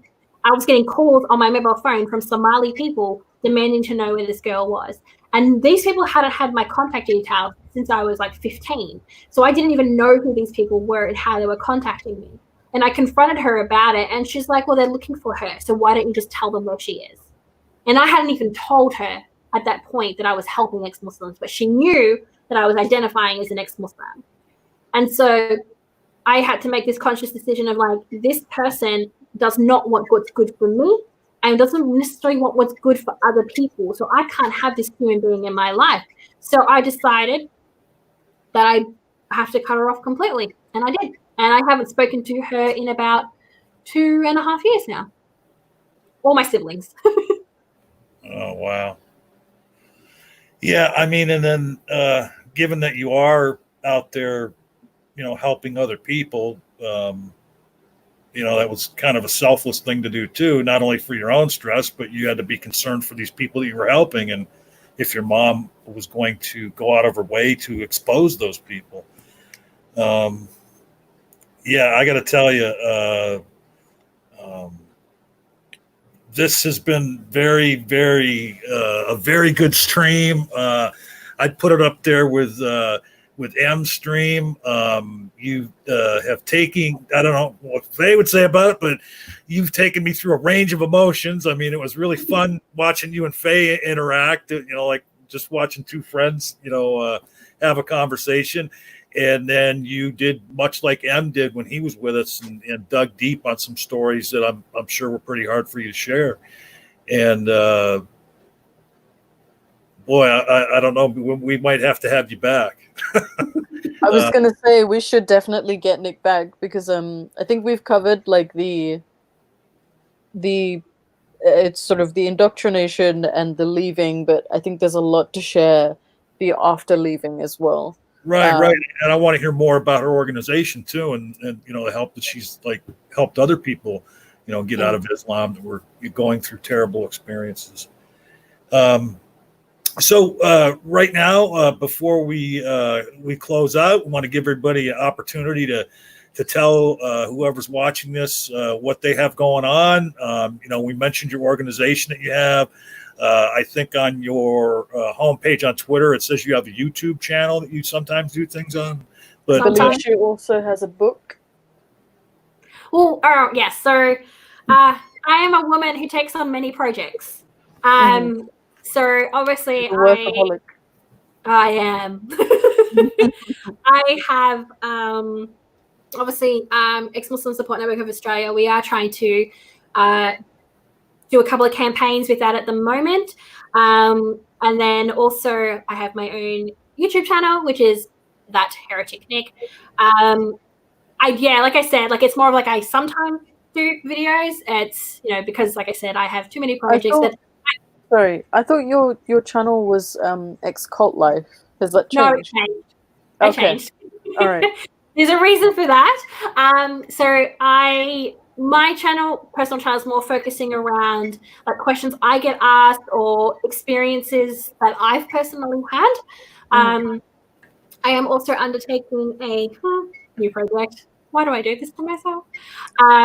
Because you're a workaholic. So I am taking on a new project, which is going to be, we're trying to figure out a launch date, but essentially it's going to be something quite similar to this, the podcast. But we are really going to try and go into very details that probably aren't spoken about, things that we feel that as ex-religious people, not just ex-Muslims, should kind of know about, things that we might be afraid to ask as well. And the hosts on this one are pretty much all ex-Muslim. We're all at different stages of leaving. I'm probably the oldest when it comes to the leaving period of time. You're the veteran, the OG. Pardon? You're the OG. One of the OGs. I'm back from the Tumblr ex-Muslim days. So those are more of my YouTube podcasting side of things. I am also somehow finding time to write about my experiences and just re-traumatizing myself in that experience. So, I mean, I've got a lot of things that I'm doing at the moment. The best way to obviously keep on top of that is my Twitter. That's probably where I'm the most active. I do have like an Instagram as well where I'll post like videos or Q&As and stuff like that. But Twitter's probably the best place to find me, to see what's up with me. Well, and make sure, and everything you just mentioned, make sure and DM me all the links to that. And I'll put it in the video description, so people can find you and find your channel. And Faye, anything that you have coming up that you want to let people know? Because this isn't the only thing you do either, so. No, I do a bunch of things. I don't really have anything specific planned. I'm going to get back to, because this week I've taken a break, so no videos have gone up. The lockdown is slowly wrapping up, so I'll probably get back to my more regular video schedule, which was 2 or 3 videos a week. So it won't be an upload every day. I'm sorry for all of the people who are upset by that, but I can't be doing that anymore. I need to reconnect with normal society and see people again.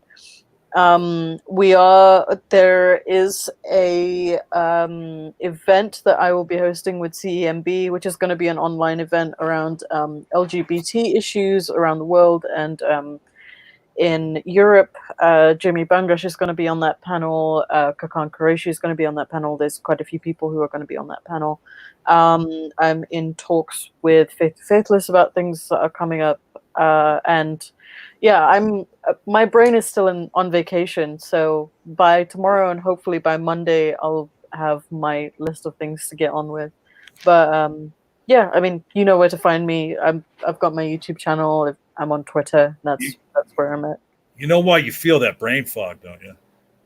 Oh, it's not fog. It's just I just have Do You Like Pina Coladas playing in it. That's been my whole mood throughout this conversation. Well, no, my theory is that you've got like a kind of a brain fog thing going on there because you gave up on Ollie's vegetarianism.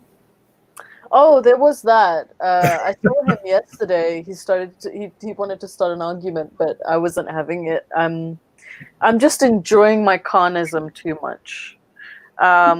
It's been a real stress relief for me. He asked me, like, do you enjoy eating animals? And I told him, bold-faced, that I do enjoy it. Oh, yeah. As like a rare steak. Eating with your hands. We have canine. We have canine teeth for a reason. Okay. No. You know what? I'm past justifying it. I enjoy it, therefore I do it.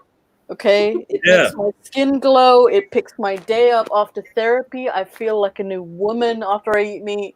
Like, it just is. It's changed my life. And we're going to trigger every vegetarian.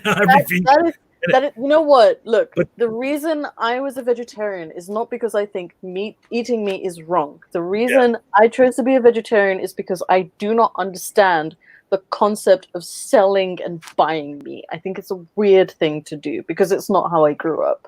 The way we grew up is that we raised our own animals and we killed them ourselves. Like that is how we grew up. It was a very, very grassroots, fat of the land kind of living. Yeah. And for me, it's a very strange, like, especially when I see them cooped up and stuff like that, it doesn't compute with me. So that is why, like, I've transitioned from vegetarian to meat eating to vegetarian to meat eating, because I don't support the industry at all. Right. But There's lots of problems with the industry. in terms of actually eating meat, it is one of the most, if not the most enjoyable thing you can do as a Muslim. Like, there is nothing else enjoyable about being religious to that extent. The only thing that you can take pleasure in is food. So I've always enjoyed it, and I continue to enjoy it. So anyone who wants to judge me for that, feel free. Yeah. It's I have to agree with you on that.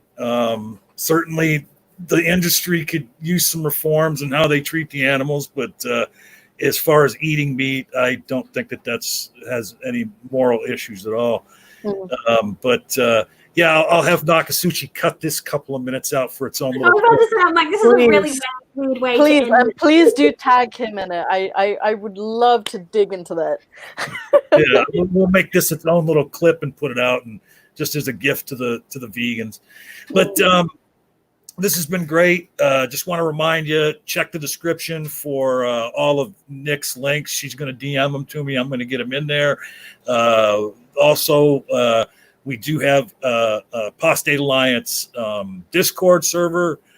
Again, that link is in the description, and there's 100 links there. It won't expire until 100 people sign up.